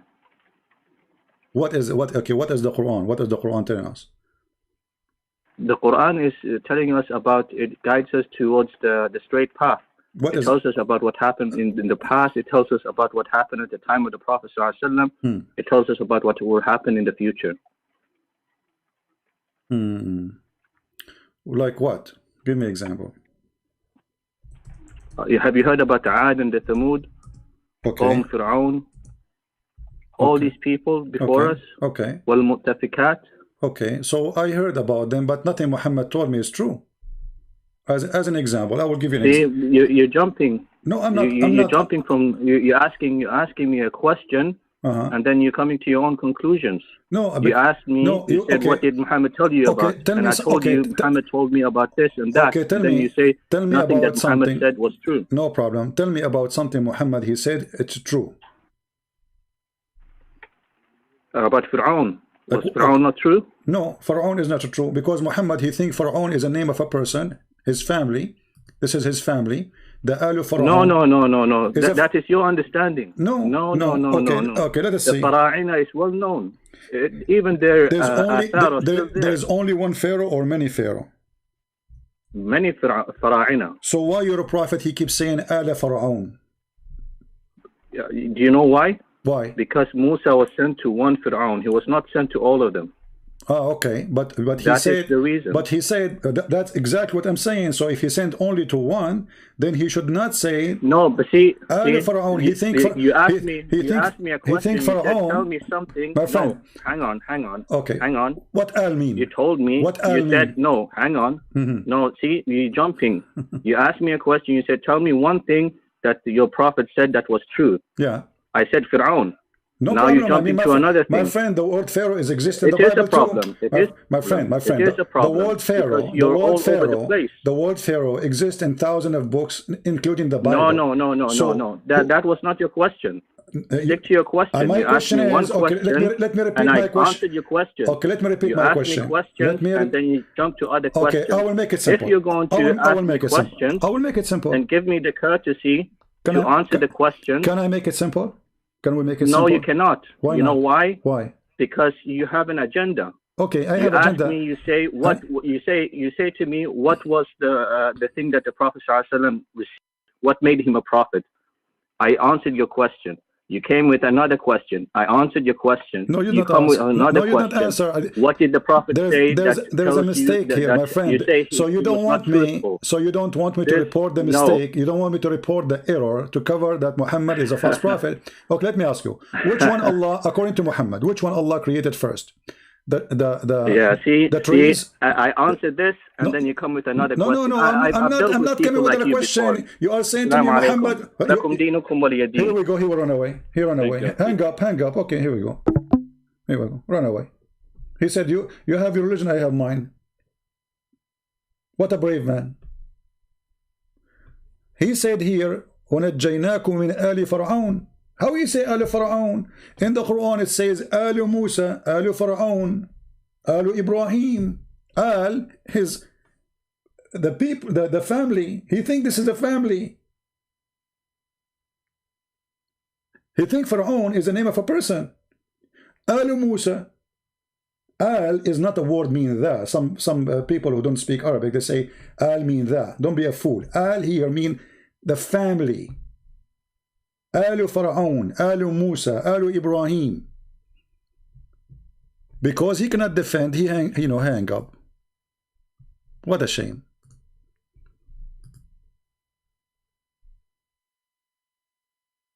No, this is not, you change the question. I'm not changing the question. You told me, he told us about Fir'aun, so what about Fir'aun? Fir'aun is a name, exists in thousands of books. We do not need even a book to know about him. I mean, who do not know about the Pharaoh?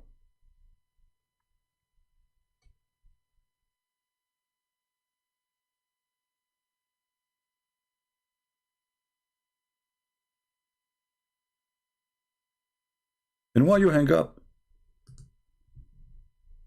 What a great example to your son. He rejected. He rejected my call.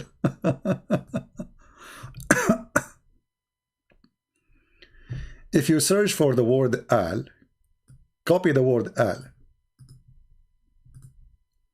Here you see the foolishness of the one who wrote the Quran. Al. You will see the word appear in front of a name of a person only. Alu Musa. Musa. Alu Musa. Not the Musa as someone says in the text. Ali Fir'aun. آل إبراهيم آل يعقوب آل يعقوب Jacob آل فرعون آل لوط. So the one who wrote the Quran, he thinks Pharaoh is the name of a man.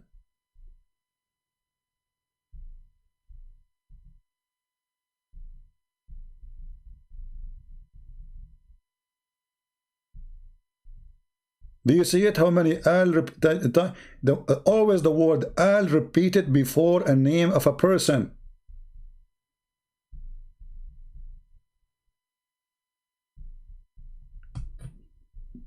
Who is next?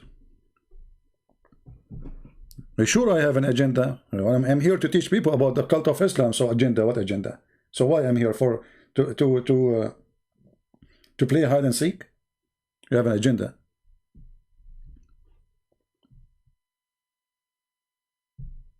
And the second I ask him, okay, what kind of God? I mean, what kind of God do not know which one he created first? The trees or the stars? He run away.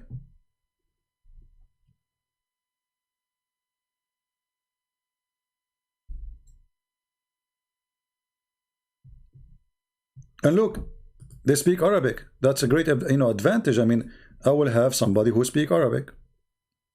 What do you want more?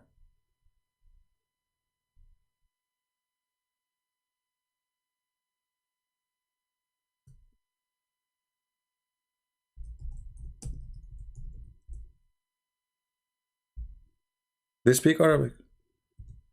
If the Arab don't dare to debate me, who's going to debate?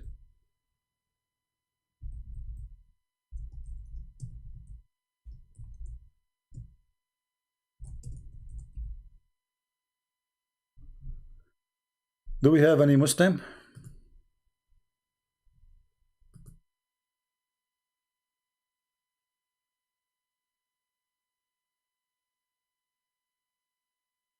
Anyone?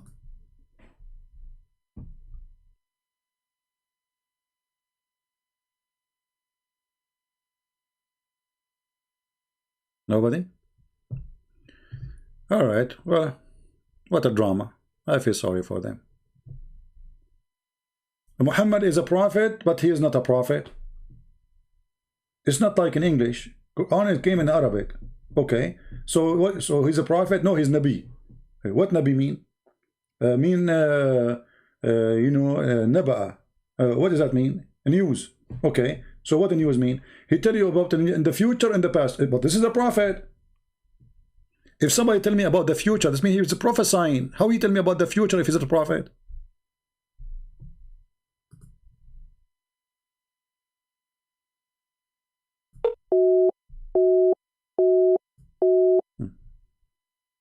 I'm calling him.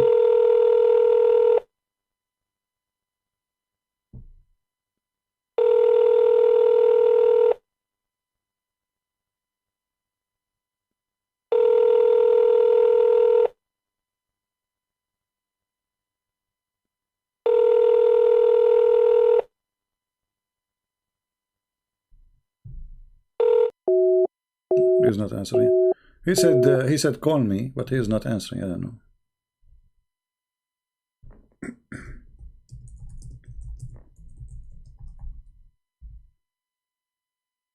Let's try again.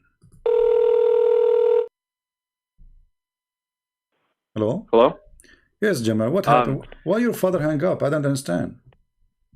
Okay, so because it's actually true, bro. You keep going back. He answered one question, and you're trying to find just little things and stuff. When you brought up four questions and he answered four questions. No, he is the one who mentioned Pharaoh. So I said to him, "How you say Pharaoh?" Okay, the Pharaoh part. You speak Arabic, right? Yeah, you do. So you know there's a difference between Al-Fir'aun and Al-Fir'aun. My friend, this is not Al-Fir'aun. It's Ali Fir'aun. I'm talking about Ali Fir'aun, not Al-Fir'aun. So does Ali Fir'aun not mean the or the group of Fir'aun? It's not talking about the Al-Fir'aun. No, Ali Fir'aun. The second you say Al, it's mean the family, like Ali Lut. Ali Lut, Ali Yaqub. Okay, so the family of Jacob, correct? Ali Yaqub. Yeah. Okay. So when you say Ali Fir'aun, that means Fir'aun is the name of a person, because you say Ali Lut. آل يعقوب. No, I'll tell you. I'll tell you. Though this is the thing. If it would have been Al Fir'aun, that means the family of the Pharaoh. Okay. So yes let us. No? Okay. Let us see. Al Fir'aun is the family of the Pharaoh. And that's yes wonderful. No? Okay. The family of. I don't speak too much Arabic, but I can understand that as well. And I know you know that as well. Okay, hold on.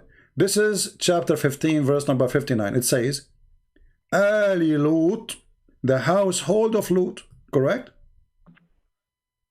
But Lut is a name. Fir'aun isn't a name. Exactly. So Muhammad, he is using Al before a person who is not a name. So he thought it's a name. That's why he used Al Fir'aun. You cannot say Al Fir'aun if Fir'aun is a title.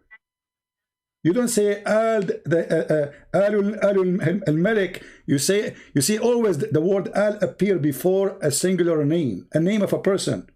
So Al Yaqub, Al Ibrahim, Al Musa, Al Lut, Al etc. So all of those are family of an individual person. His name appear after the word Al. So when you say Al Fir'aun, you're a prophet. You think Fir'aun is the name of the person. Example, you know what's actually really funny? Chapter 28, verse number 8. Did your prophet says and the Pharaoh? Did he say and the Pharaoh, or he said he said Fir'aun wa Haman? You know what's funny? You know, this is crazy. Okay, listen, I actually watched a video about this not too long ago about the use of the term Fir'aun, and it's funny because all the so-called the word Fir'aun, you can search this up, and if you are as intelligent as you're saying, and you're talking to these people, you'll know as well that the term Fir'aun only came after Musa. The word Fir'aun, meant the house of the house of the king that lived there. You know that, right? Hold on. So this is additional proof that Muhammad is a false prophet, because when he do not know the name of the king, what does that got to do with anything? Hold on. When he do not know the name of the person, he called him a king. When he knew the name of the person, he called him Pharaoh. So he think this is the name of a Pharaoh. Look with me. It says here, chapter 28, verse number 8. It says, but you're just coming to that. You're coming down to that conclusion yourself, bro. My friend, if a Pharaoh is a title, shouldn't we put the word the before it? Al Pharaoh. But I'm telling. I just explained to you that before Moses came, no problem. Hold on. So shouldn't he say, why he say inna Fir'aun wa Haman? Why he says that you see, this is Arabic, this is not English. So in Arabic, Fir'aun and Haman, in Arabic, when you say if this is not a title, then like when we say Al-Masih, why we have Al? Because it's a title, correct? Al-Masih. Yeah. Okay, exactly. We don't say Al Muhammad, correct? We say Muhammad. No. Exactly. So when we say Pharaoh alone in Arabic, it's mean he is a person who his name is Pharaoh. So but you also you can say Al Masih and you also say Masih ibn Maryam. Do you not hear people say that? No, you don't say. No, you don't say that. Yes, you do. You could say. You know why you say? Okay, show me. Masih. Dude, I say tahiyat every single day. At the end of the tahiyat, you say, my friend, show me. Show me. Al-Masih al-Dajjal. There's only one. If a term is solely dedicated towards you, then it's not the version of that. It's just the term is dedicated towards you. Yes, so look what you just said. If it is only one person, we say Al, correct? No. Well, you just said that. You said because he's a Messiah. Yes, listen, yes.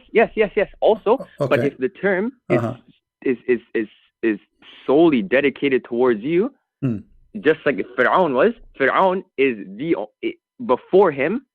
They weren't Fir'auns. The word Fir'aun was only used towards them towards the kings of Egypt after Musa. Before that, Fir'aun was used for.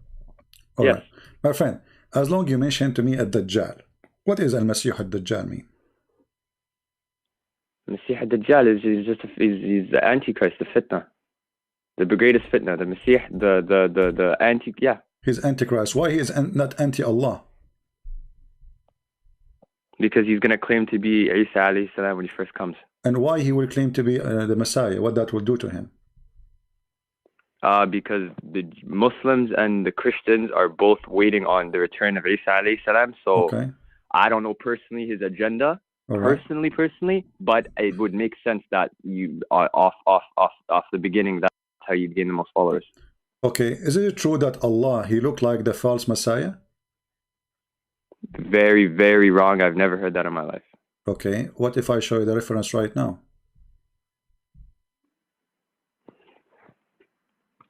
Anyways, brother, you can show me, and like I said before, I can only answer the stuff I know. If you're bringing up old stuff, I'm 19. I don't know too. I haven't done my studies yet, but I'll try my best. So why your dad he hang up? Why he don't talk to me? He is the older man. You can sit next to him. My dad because he and I understand as well, man, because he's seen people like you, and like it's a thing where you ask one question, and as soon as you get it done, it's okay. Then the next one. You know what I mean? And it's just the next one, the next one. It's a series until you catch them. We are having a nice conversation. People hear you. Muslims hear you. Christian hear you. Atheists hear you as they hear me. We have equal time to talk. You can talk. I talk. So what he is fearing? Now, can you ask him why the Prophet he says Allah is not one-eyed, and he compare him to a Dajjal if Allah is not a man? Can he help you next to you? Is that hadith or is that Quran? This is a hadith which is sahih. This is sahih. This hadith. Is the thing, man, because I can't. I will give you the link. My dad will know more more questions about Great. The hadith. That's wonderful. If I can ask you to bring me any questions, bring me questions from Quran, because I'm a bit more educated in the Quran than I am. No problem. But your dad is there. Can you please ask him for me? How in the world? He doesn't want to answer. He doesn't want to talk to you anymore. Okay, no, don't talk to me. Can he tell you? So you can tell me. How in the world Allah, he looked like a man, like a Dajjal. The only difference between them is one eye. Is Allah is a man?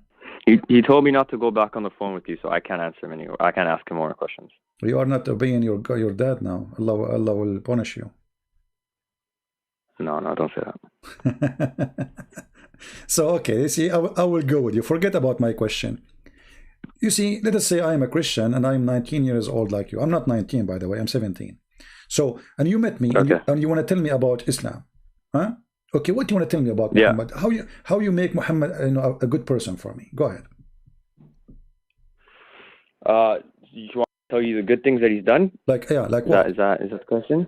Yeah, like what? When he lived, when the religion first came down and he lived in Mecca, he was ridiculed. They beat him up. They called him dirty names.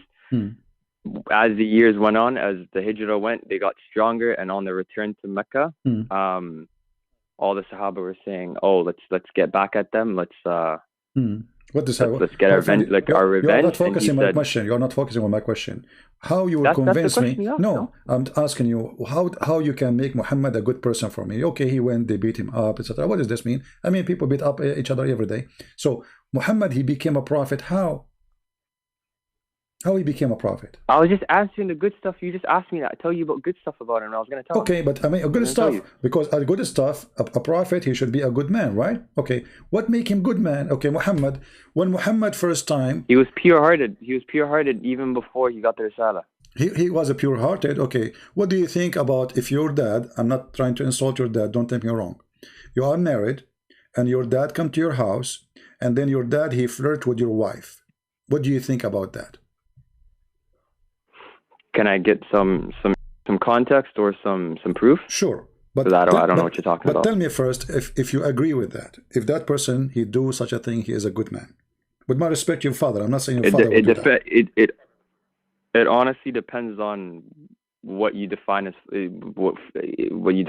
flirting, I guess.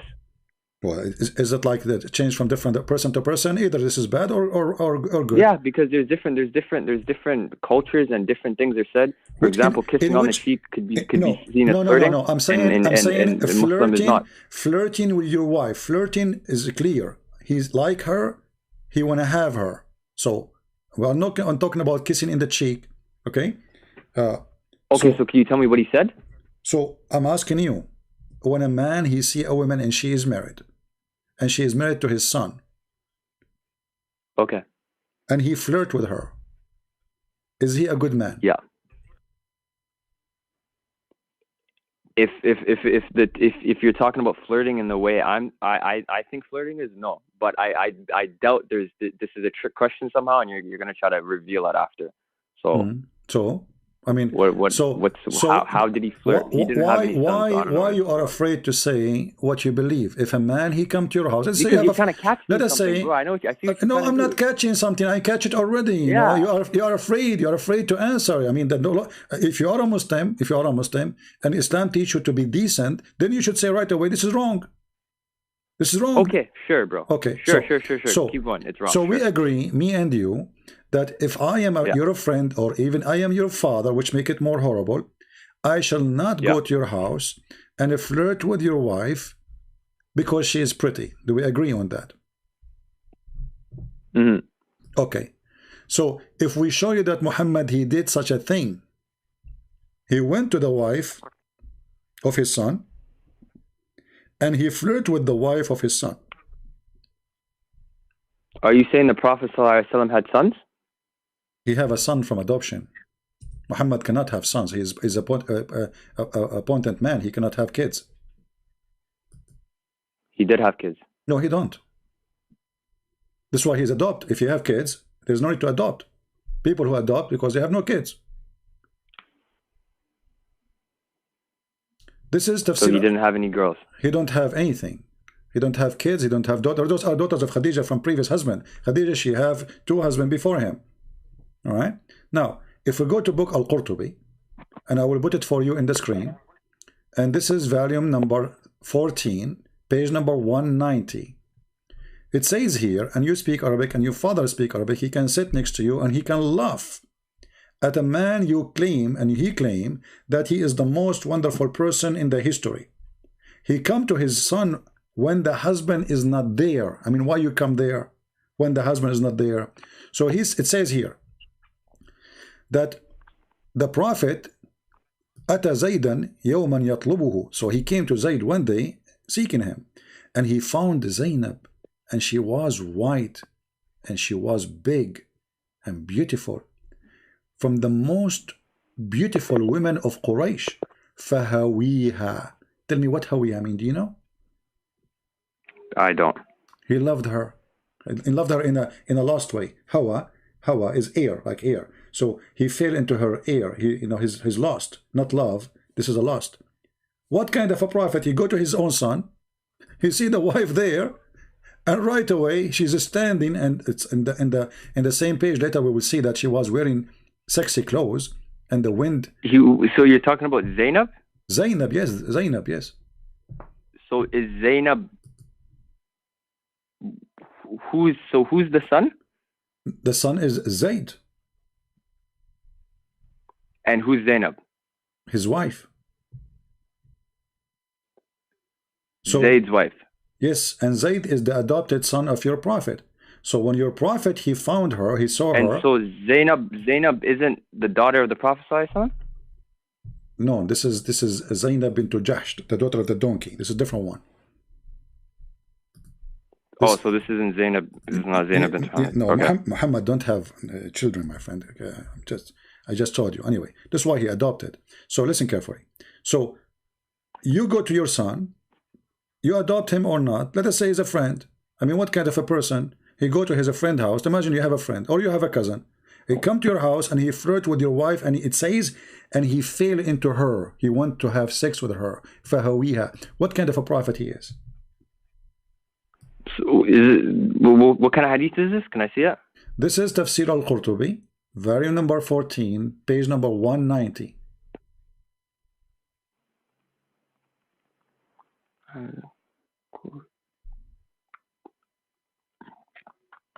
And we can use Google Translation, in case.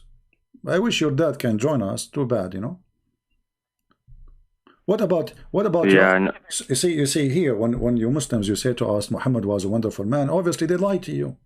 I believe that you are a good person. This is the thing, bro. You're coming at me And I honestly, I wanna leave right now because I already told you I don't have the knowledge on the hadith, and you're trying to capture me in the hadith.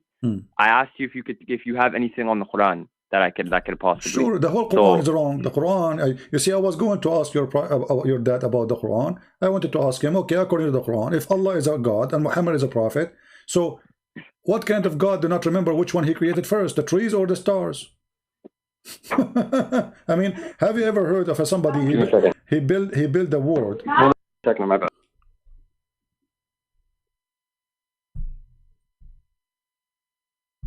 Hello? Give me one moment, my bad, huh? No problem. Give me 1 second.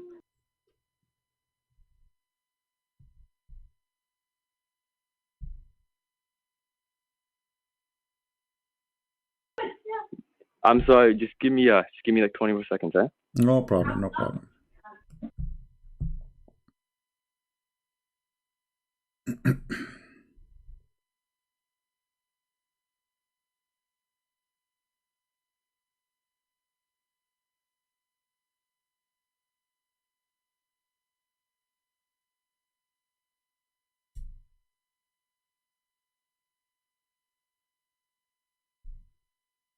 Okay.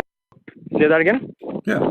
So, I was going to ask your father, if Allah is God and Muhammad is a prophet, and he told him how he created the world, is it logical that Allah don't remember what he created first, the trees or the stars?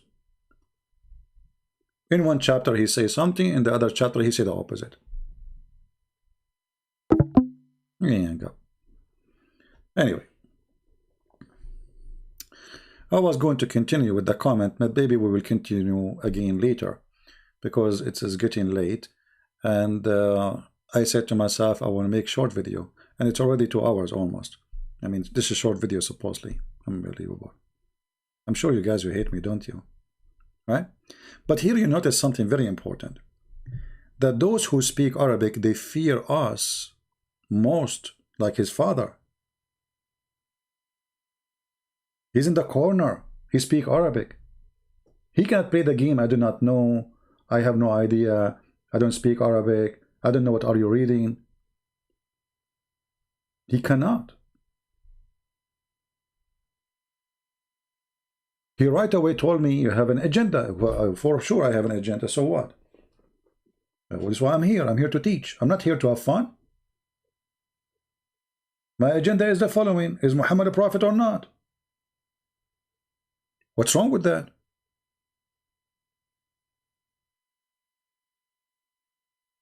And because you could not prove that he is a prophet, you hang up and you run away. The son is better than the father. The son is more brave. The father, he acted like a kid. We did not insult him. We did not say a bad word to him. We speak to him nicely. We call him Mr. Nothing, I mean, there's no reason.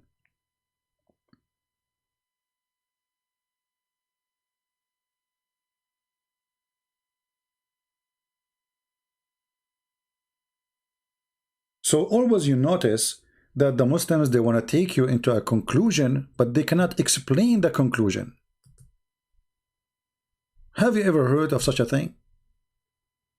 You want to give me a conclusion without a proof of it? He's a prophet, that's it. Don't ask questions. Like, why is what make him a prophet? Because he's a prophet. But what make him prophet?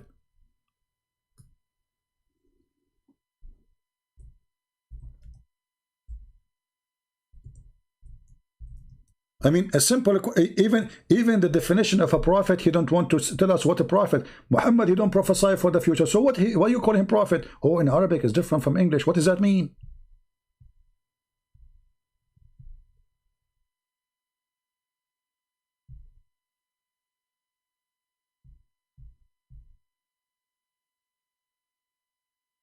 I mean, what does that mean exactly?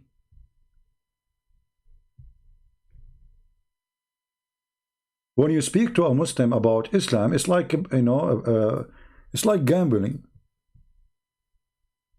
Show me your cards. Where's your card?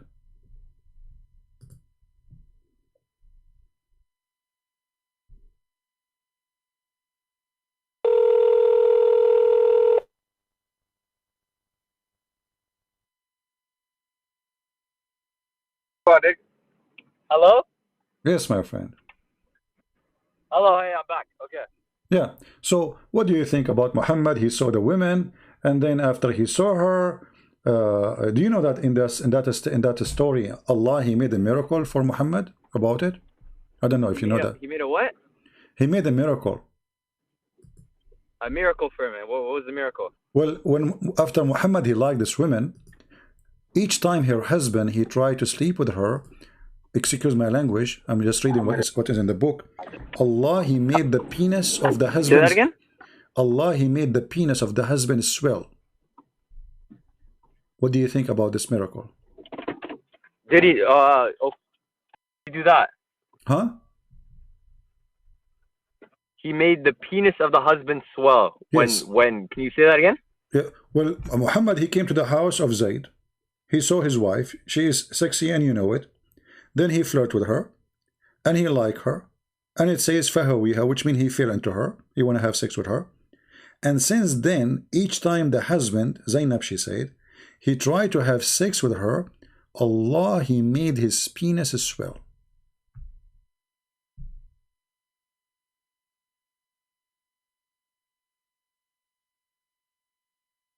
What do you think?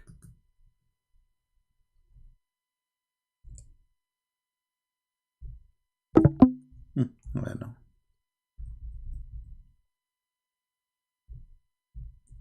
Only with Muhammad those miracles happen.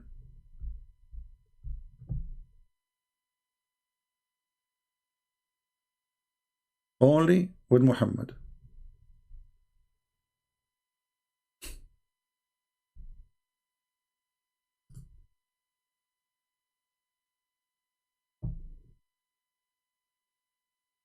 Any other Muslim would like to call us? Islam is just a game. And the funny thing about Islam, Muslims don't have cards. They don't have cards. They have fabricated stories, fabrication. Muhammad is the most amazing, Muhammad is the most wonderful. But the second you start asking questions, you will find that Muhammad is none of what they say.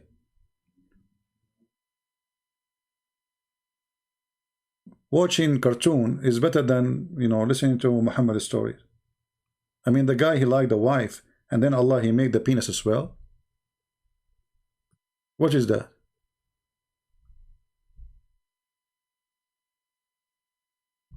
And why Allah, He will make the penis as well of the husband? That said, Allah, He reserve her to the man?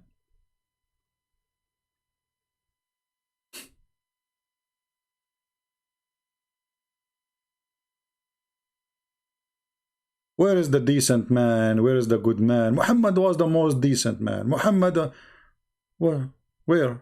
How? And then Muhammad, he made verses claiming that Allah told him to have her as a wife. See how he used God? God in Islam is just a vendor. He's a vendor for the desire of Muhammad. That's why Aisha, she said, Inni ara rabbuka yusari'u ila hawaka ya Muhammad. I see your God. He rushed into your desire, Muhammad.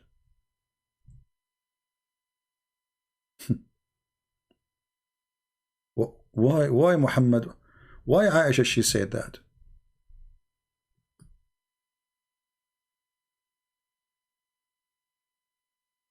Why God, He rushed into the sexual desire of Muhammad? What is the connection between God and Muhammad private part happiness?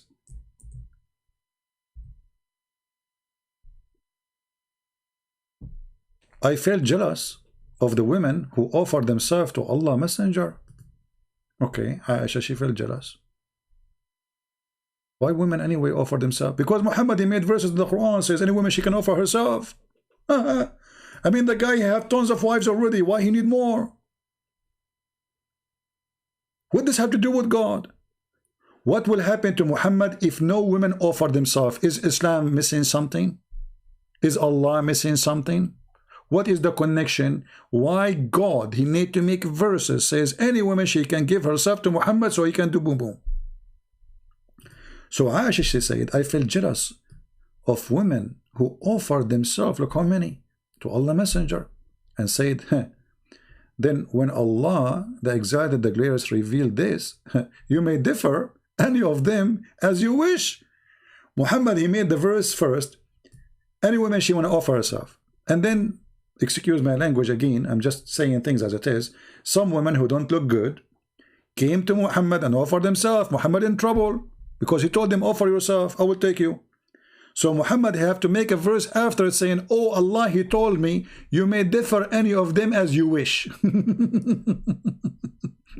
He wanted the young ones, the children's, the white, he wanted specific women, not all women. Hello? So those women, they start lining up to get a free retirement plan. He is the king. They sleep with him. They free food, free clothing, free servant, free slaves. So, and Muhammad is not getting what he made the verse to get a specific kind of women, not all women. So right away, Muhammad, he made a verse says, oh, Allah told me you may differ any of them as you wish, and take yourself any you wish. Like, what a wishing God. This is the God, we call him the wish God. Wishy. If we call Zakir Naik, he will say the following. Shall I call him? I don't know, maybe Zakir Naik, no, I think it's morning there for him. Is it morning or it's night time there? I think it's morning, right? I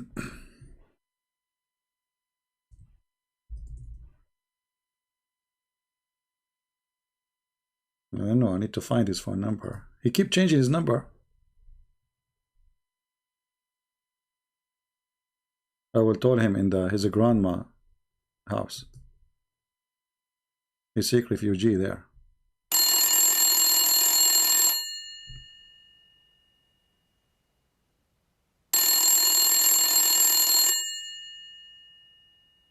Christian Prince, hey, don't call me.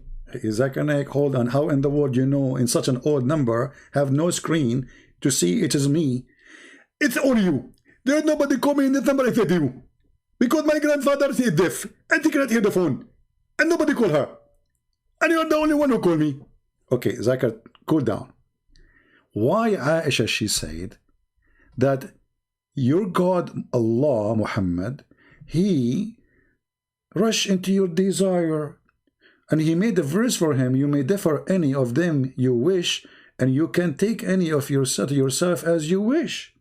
Is that a wish, God? Mr. Prince, first of all, the Prophet Muhammad, he with and he with, and he is the witting prophet. And actually, he is the only prophet who can with. As an example, you go to the birthday, and they say to you, you want to give you a gift, and they love you. So what do you say? Make a wish. Allah, he like Muhammad, and he loves you very much. So he told to him, whatever you with. So the Prophet, he with women. So the Prophet, he wish women, and because of that, Allah, he granted him his wishes. Exactly. As an example, some people like to have to play games. And some people, they like to go and fly in the airplane. And some people, they like to do hunting or swimming. The Prophet, he like women. And this is his only wish. So Allah, he granted him his wish. Okay, but why he said to him, you may take any one as you wish, and you differ. What is this differ thing? I will say with you. First, because you are a Christian, you are stupid. You are stupid. 1 + 1 + 1 is equal to 1. Stupid people. You are stupid Christian. 1 + 1, 1 because you have wrong mathematics. Okay. But what does have to do with my question? Exactly. So I'm going to explain to you. So if Allah, he said to him, take any woman as you with, she offer herself. And then there are some women, they are not good looking. And they start coming to you. What do you do with them? You tell them sorry? You cannot do that.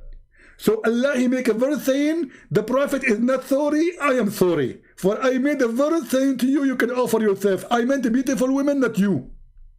So here the Prophet, he looked like clean. So nobody complain from him because it's Allah who said that to him. Oh, you know what? I never thought about it this way. Because if the Prophet, he said to them, I don't like you because you look bad, the women, they will be sad, right? Exactly. Christian Prince, subhanallah, you are getting better. After starting talking to me. Zakir Naik, for sure, I'm learning from you. But don't you think Allah now is offending the women who don't look good anyway? Because he said to them, tell them he allowed me to differ any of you, which means at the end of the day, it's Muhammad who choose who he would like to sleep with her and who he don't like to sleep with her. Exactly. But in the scenario, he get a license from Allah. It was not up to him. But it says here as you wish. So it is up to him. Exactly. It is at his width, but at the width of Allah at the same time. So Allah and the Prophet, they're with the same. Zakir Naik, I have to admit, you are the best wish scholar.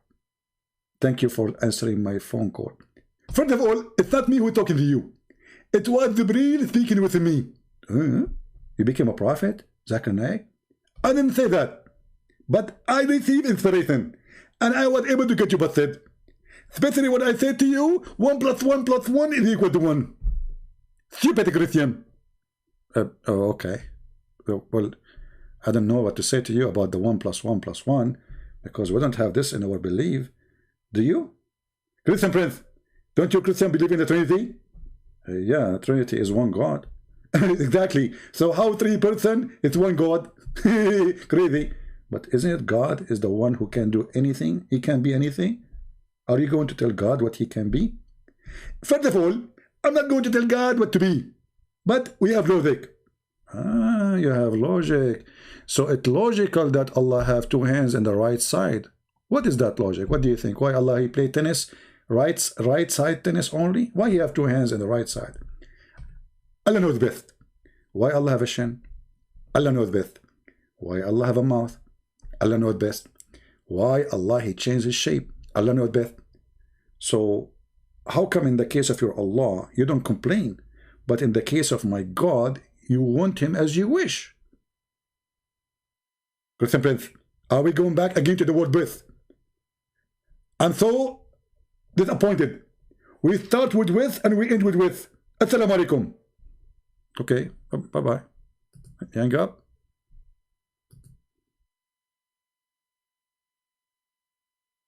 Wish.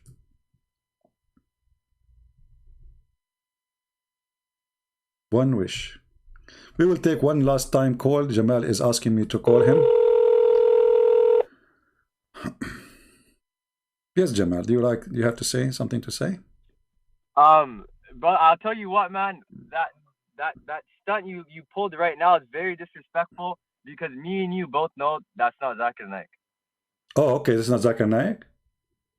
That was you making an impersonation of him. I've seen enough Zakir videos to know that was complete BS, man. I'm surprised. And you're doing this scheme right now where you're just trying to get the come on, bro. So you get me busted now? You're completely busted, man.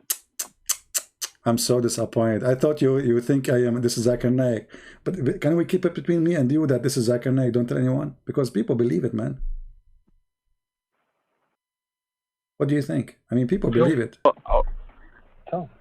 Was it a joke then? I was joking. Come on. Okay, good. Okay, yeah. Okay. Like, hello. So as long as your dad is next to you, why you don't talk to me? Say hello to him from me. He's a nice guy. It's not. Our dad's not home right now. Sorry, this is his brother, but is your brother? Our dad's not home right now. Oh, okay. Yeah. Yeah. Sorry, I just overheard the conversation, and I felt like I had to butt in. But be honest with me. Doesn't sound like Zakir Naik himself. I'm good, right? I mean, it's not a bad impersonation. I'm not gonna lie to you. Like you kind of killed the lisp and the accent. It's not bad.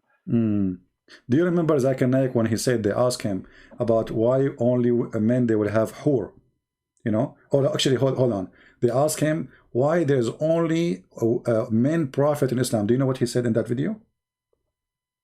No, I never watched that video. Listen to this. Don't hang up. He said, the sister asking question, why in Islam there is only men they are prophet? The answer is very simple and very logical. There is only men in Islam to be prophet because if a woman to become a prophet, they have to do and they have to bend over. And if they bend over, that will disturb the congregation.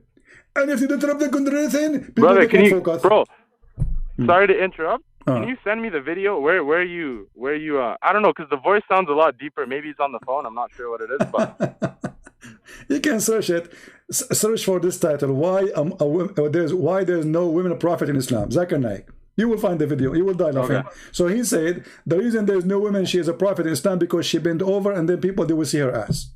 I mean, what kind of a scholar is? Is that an answer of a man?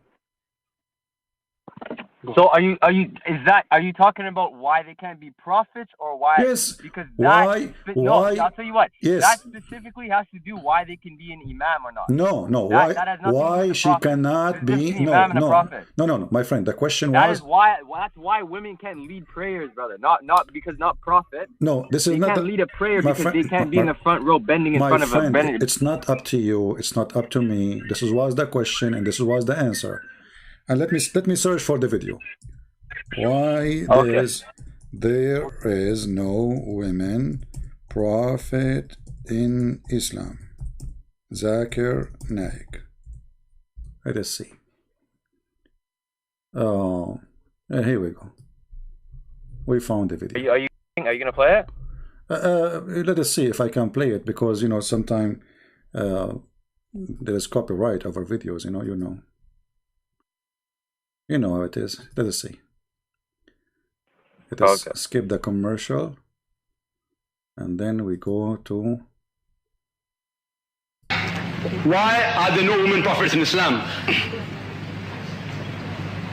If by prophets you mean that a person who receives the message and who acts like a leader to the people, then I can say for sure that in Islam we have got no women prophets. And I think it's right, because if a woman has to be a prophet, the Quran clearly states that man is the leader of the family. So if the man is the leader in the family, how can he lead the whole people? How can a woman lead the whole people? Come to the second part. A prophet has to even lead the congregation prayers. And as I said earlier, that there are certain postures, like Qiyam, Ruku, Sujood, standing, bowing, and doing the Sujood prostration, which if a woman prophet does, the congregation behind will get disturbed. Did you hear it? So if she's a prophet and she's bowing down, then all the Muslims will look at her ass. Did you hear it? Okay, I couldn't hear it, but I went through the exact same video. Number one, I don't want to get into technicalities because that's really not the point of what we're talking about here. Yeah. But the acoustics are completely different. But regardless, I went through the video, and what Zakir Naik is essentially talking about is that there are different socioeconomic and gender roles that women have, contrary to men. And like what? Given that time, like what? 1500 years. Like what? Sorry? Isn't it Muhammad was working? For example, isn't it Muhammad was working for Khadija? Sorry? Wasn't Muhammad working for Khadija? Working for her. That's pre-Islam. Okay, so pre-Islam women, she was strong. She is a leader. She gave order to Muhammad. After Islam... You're giving me the example of one woman. If you were to give me the average woman... not the average woman. Women in Arabia, they were really powerful and they are strong. And even they have a queens. And if you go, you search not only the Arab, even the Aramaic, even the Egyptian, they have a queens who rule. So any woman, she have money, she have etc. She became a leader. Very simple. There's a woman... And yet the leader of the Quraysh were all men. No, there's a woman, her name is Qurfa. Go and check your prophet. He killed her in his time. So how many men relative to women would you say? My friend, we understand. It's a society of men. But the answer is stupid. I mean, so the woman, she cannot be a prophet because of her ass. This is the thing. You're bringing up a general point, and you're sorry, not a general point, a specific point, and you're overlooking the whole. I am not the one who brought it. I am not the one who brought it up. It is your Zakir Naik. I'm just saying to you what he said. In the video? He just said that, Where in the video? Go to the minute. And here's the thing. You're taking that completely out of context. What? He's referring. No, he said. Okay, when the woman. Let me play the video again. Watch the stream. He said clearly that the women, she have to lead the congregation and she have to do certain things like sujood, and she should do that. That would disturb the contradiction. What? Well, because what is going to disturb the people behind if a woman, she is doing sujood, bowing down? You tell me. What will disturb them? Was that the only point he made on that problem, or was there other points? He made 2 points. He says the man is he made 2 points. He made 2 points. He made 2 points, but both of them are funny. Both of them, my friend, both of them are funny. Let me tell you why. Because tell me what they were first of all. Okay, he said that the Quran says that the man is the leader of the women. He said that. Do you agree with that? Is the what? Is the leader of the women. Yes. Okay, so just say both points, okay? All right. And then he says, and the other second part, he mentioned the word second, the second part, that the women, if she have to do certain, a kind of movement, like sujood, etc., and wudu. So if she do that, that would disturb. You're skipping the whole first 2 minutes of the video, bro. There's several points in the first 2 minutes of the video that you've completely skipped over. I did not skip anything. How about the fact that women? I played from the beginning of the video. Here we go. The video, my friend. The video in front of me. I played it from point 0 to point 103, and then I stopped. People, they can see the line. Can you? Is it on YouTube? Yes or no? Yes, in YouTube. Just search. Just search for this title. Why are there no women prophet in Islam? Now. In Islam, right? Yeah. So, do you agree with him? Okay. Can we? Here, we'll play it out right now. Okay.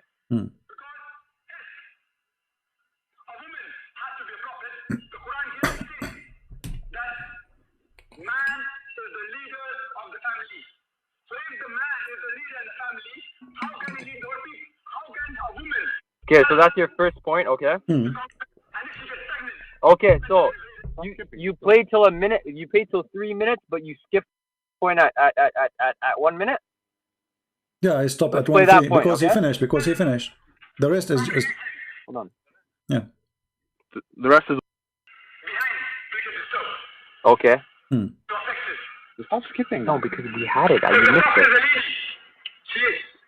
And if she gets pregnant, but natural, she will not be able to do her duties for a few months. Okay. So there's one biological factor that you, for some reason, you just didn't want to bring up just for convenience sake. What is the biological factor? What is that? What is that? That a woman number. Here, play it back. Can you hear it? Yeah, he said if she do sujood and wudu.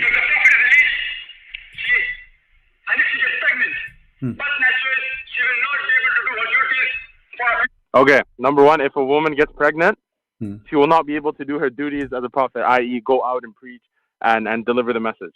Okay? Hold on. Was Muhammad a Britnet? Was Muhammad a Britnet? Was Muhammad a what? Britnet. What does that mean?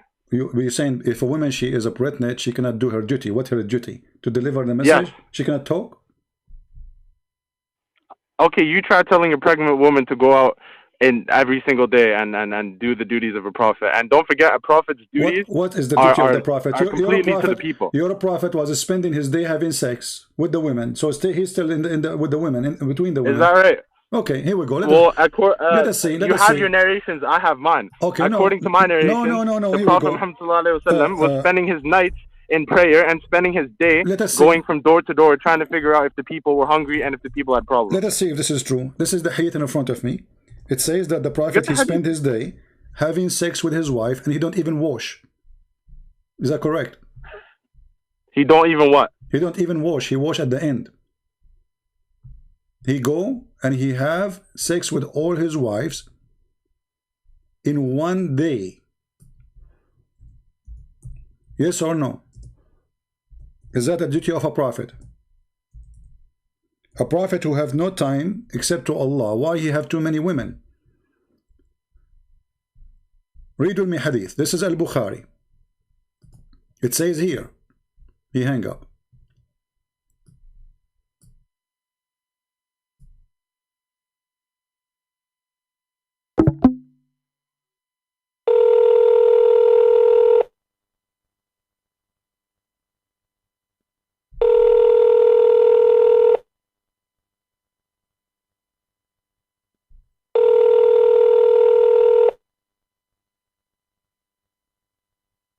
You guys, if you have a black screen, just refresh your page. Refresh your page if you have a black screen.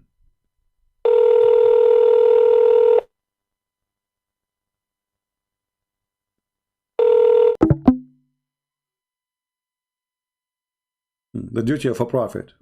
Well, what is the duty of a prophet? To have sex.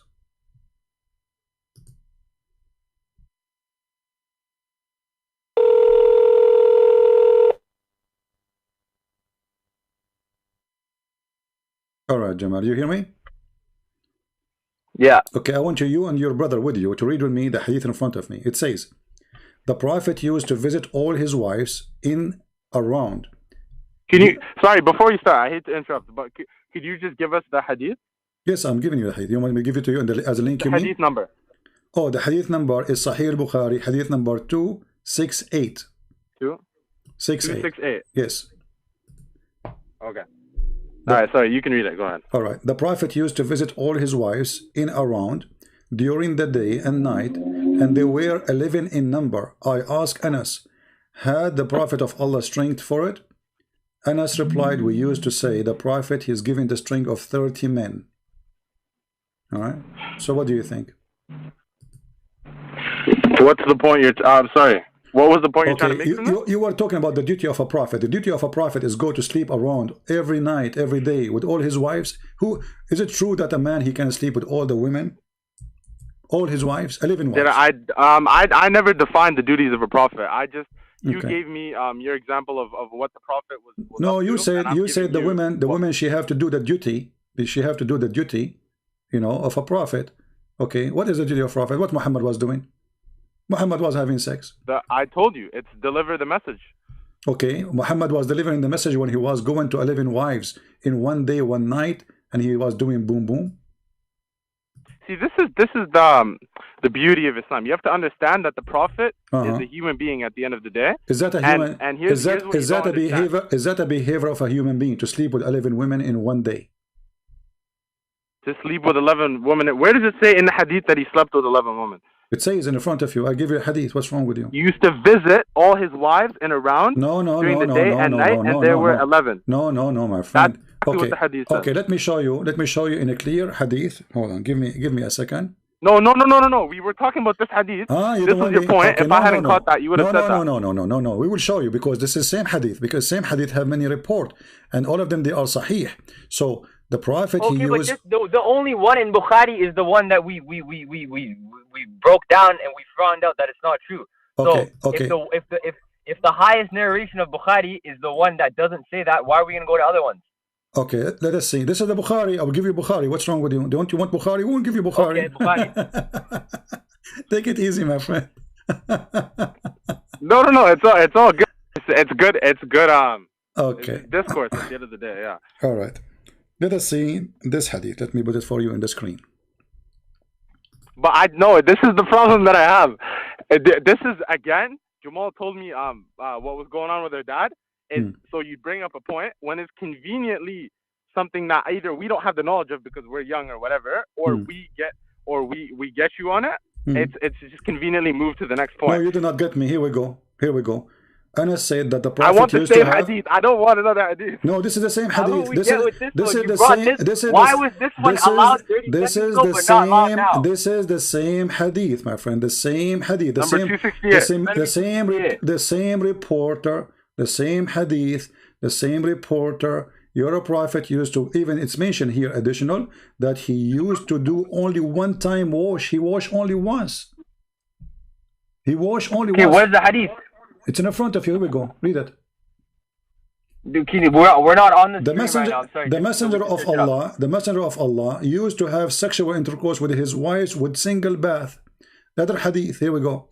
The prophet used to have intercourse with his wives one after another with a single bath agreed upon. What's the hadith? Where can I find this hadith? It's in the front of you on the screen. Can you send it? Okay. Well, unfortunately, the only accredited source that I refer to is sunnah.com. Yeah. And sunnah. Sorry. This is sunnah.com. I'm showing you sunnah.com. So what's the number so we can search it up, brother? I don't know what's on the screen. Here we go. The link in front of you. Go ahead. The link in front of you. Oh, I think he's talking about the top. The link in the front of you. And is it having sexual intercourse and repeating it and engaging with one's own wife? With one bath. One bath. He sleep with his wife one after one, without washing. He wash at the end after he finish all of them. And this is, it says there. It says Sahih al-Bukhari. Read with me in the side. Read with me in the side. Rawahu al-Bukhari 268, 284, 5068, 5215. And then, and Rawahu Muslim, hadith number 309. So, what we will say now. Your Prophet was so busy having sex with all his wives one after one. And you were talking to me about the duty of the Prophet. Is that normal that a man, he sleep with 11 women without even washing?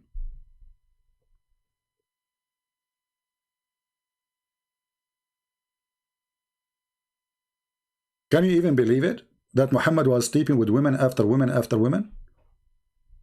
Are you there?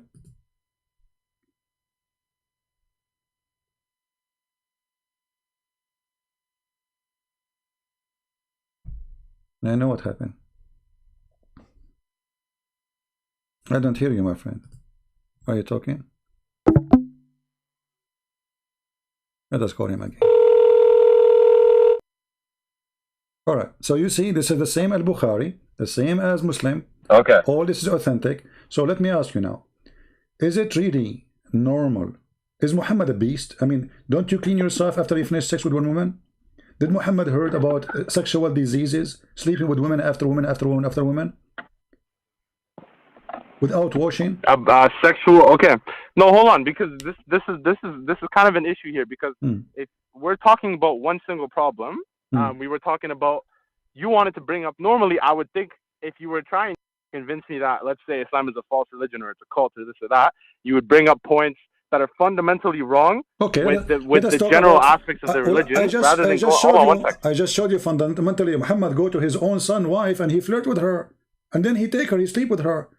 Isn't it this is wrong? No, but this is the thing. This is the thing. If you showed me reasons, for example, why... Yeah, no, when this is the thing. You're bringing up hadith. I told you, brother, bring up stuff in the Quran. You brought up the Fir'aun prophet, the Fir'aun thing. Here we go. Completely my broke friend, that down. Okay, my friend, this is in the Quran. The story of Zayd and Zainab is in the Quran. Is it now? Where is it in the Quran? Even Muhammad, he made a verse, he fabricated a verse saying that Allah told me. Yeah. Why you are telling? That's a bold statement. So yeah, if we're gonna talk, let's keep it. You know our beliefs. So just say. No, use the common terms of the Quran. Okay, the Quran in front of you, and I show you Tafsir al-Qurtubi, you're a scholar, and you are a Muslim Sunni. You cannot deny it. So this is Al-Quran, chapter 33, verse number 37. So Allah said to Muhammad, why you are saying to the man, don't divorce your wife when you inside you love her? What kind of God he said to a man? He is the father of a son. Why you are hiding what is in your heart, telling the man don't divorce her when you want her? The verse in front of you. What's the verse again? 33:37, right? 33:37. Okay. Is that a God act? He tell you why you are hiding. So the Quran accusing Muhammad to be hypocrite, liar. He tell the man, don't divorce your wife. When Muhammad, he was there flirting with her 10 minutes ago. You give us a second. We're looking at the verse right now.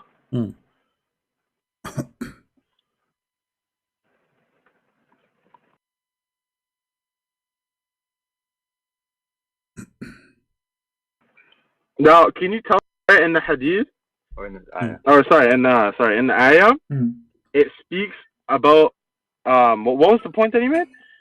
Joel?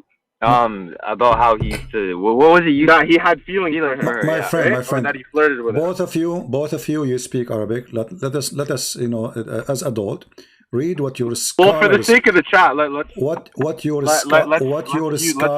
what your scholars said. Can we do that? Can we do that? What your scholars said, what your hadith says. So here it says, and I will show you in the screen, and I can copy the text and give it to you, and I can give you the link, or I can give you whatever you want.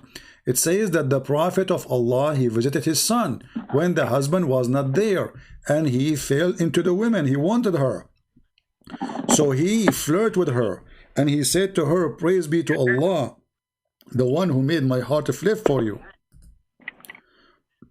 Let me see if I can send you the text. Here we go. You got the text. Can you read it?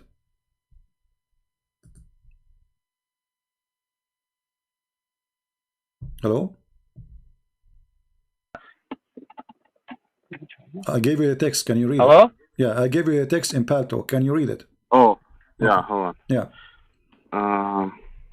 Yeah, unfortunately, there's a Sahih International translation that we have right in front of us. My friend, this is the tafsir. This is the tafsir. Your father, he speak Arabic too. Your mother, she speak Arabic.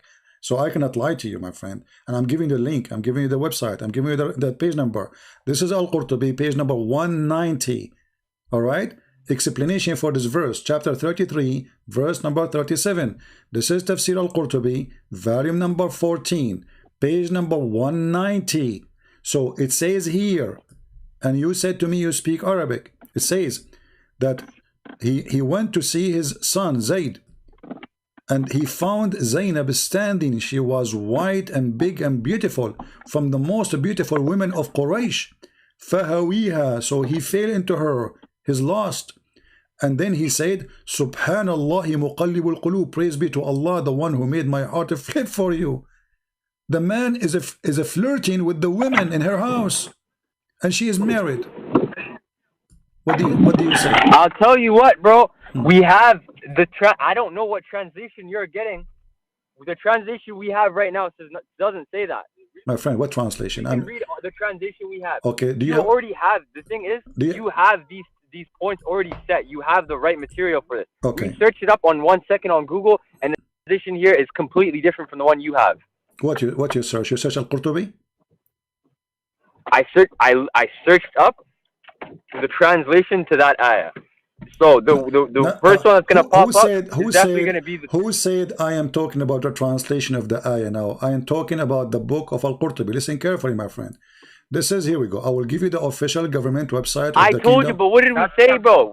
I want direct evidence. I don't want somebody else's opinion. This is not opinion. This is your prophet's story, according to your prophet, according to Aisha, according to Zainab. Zainab is talking. Also, this is the Quran now. This isn't the Quran anymore. We stopped doing the Quran. We told you, bro. Okay. We can't. How we understand the Quran? How we understand the Quran? Is it okay to go to the tafsir or not? Okay. You Muslim Sunni, when you understand the Quran, do you go to the? Yeah. Do you go to the tafsir? Yes or no? No, it's tafsir for it. Okay. Okay. Yeah. So I'm showing you tafsir. So what's wrong with that? I'm not giving you my story. This is your tafsir saying that Muhammad, he went to the wife and he is flirting with her. He want to sleep with her. So why you are okay, but this is the issue. This is the issue. You're talking about Quran ayah. Then now all of a sudden it's tafsir. You're contradicting yourself. No, my friend. Now, okay. if you gave me, I just asked you how we explain the verse. You told me you have no knowledge. So what we will do? We have to go to the tafsir. Do we agree? Do you agree or not? Somebody's interpretation of it? Yes. We have to go to the scholars. Right? So here it says, this is hadith mentioned in At-Tirmidhi, and this is hadith mentioned in Muslim, and this hadith is mentioned, etc. And this is hadith mentioned in Al-Bukhari, and this is hadith mentioned from Anas. And look what it says here, that Zainab, she said, that after the Prophet, he came and he flirted with her, أمسى زيد فأوى إلى فراشه. قالت زينب لم يستطع زيد وما امتنع منه غير ما منعه الله مني. So Zayd at night, he came to sleep with me, but he could not, because Allah, he did not allow him. How? Let us hear carefully. It says وفي بعض الروايات إن زيد تورم ذلك منه حين أراد أن يقربها. So Zayd, his penis swelled when he tried to have sex with her. Okay, so can I tell you something? Okay, tell me something. Let me tell you something. Tell me something. The Prophet Muhammad is probably, if not the most documented man in history. Can we come to that conclusion? Yes or no? No. There are more things about him more than no, because you just told me you didn't agree with this. No, but I'm just saying. No, you're just saying. No, is that not true? No, is there not? No, you are just saying. You're just saying that you just said to me that all the documentation about Muhammad we don't agree with. Show me the Quran. So what is documentation? If I ask you now in the Quran, who is Muhammad? There's nowhere it says who is Muhammad. Who is Muhammad? What is his last name? Who is his father in the Quran? There's a whole chapter. There's an entire chapter. Okay, show me. I challenge you in the Quran to show me where it says who is Muhammad. Go ahead. I want to learn from you. There's different. There's my friend. Let me tell you. I'm challenging you. Show me where in the Quran it says who is Muhammad. You see? The name specifically Muhammad isn't used as much as other. So there's nothing in the Quran. So there's no documentation about Muhammad. Yeah, you will Mudaththir. You just agreed then. Yeah, you Mudaththir. You know that surah? What is that surah about? So what does verse mean? Who Mudaththir? This is serious. What Mudaththir? What does that mean? What Mudaththir mean? Okay, but what does that mean? Mudaththir is the covered one. Huh? Is what? Is the covered one. Is the covered one? Muhammad is the covered one, but covered by what? It's either. Well, if you knew the context of that surah, then you'd understand what it's talking about. No, you tell me. What Mudaththir means? You said the covered one. Okay, why he's covered? Covered by what? He was covered because when the angel Jibreel came down to him, he covered himself. Okay, he covered himself. Why? Because he was scared of the presence of Jibreel. How come Mary, she did not cover herself and she did not get scared and she is a woman? But she did get scared. I can bring up this. She did. She said, "A'udhu bin Rahman minka in kunta taqiyya." That's it. It's a statement. I seek refuge by God. She is speaking as strong. She did not hide under the table. You're a prophet. He starts screaming. Because shivering, shaking, and he went to his wife Khadija and she said to him, "Cover me, cover me." Correct? What are you trying to get at? What is this? My friend, they were both scared, so the reason why you believe. Hold on. So the reason you believe the Prophet is false and the reason you don't believe in Islam is because he was more scared of Jibreel than Maryam. Is that what we're getting to? My friend, is that what your whole channel is based off? Muhammad is the most documentation in front of me. It says that when Muhammad he went to his son wife, he flirted with her, and then Allah he made the penis of the husband swell. Do you accept the documentation about Muhammad? Yes or no?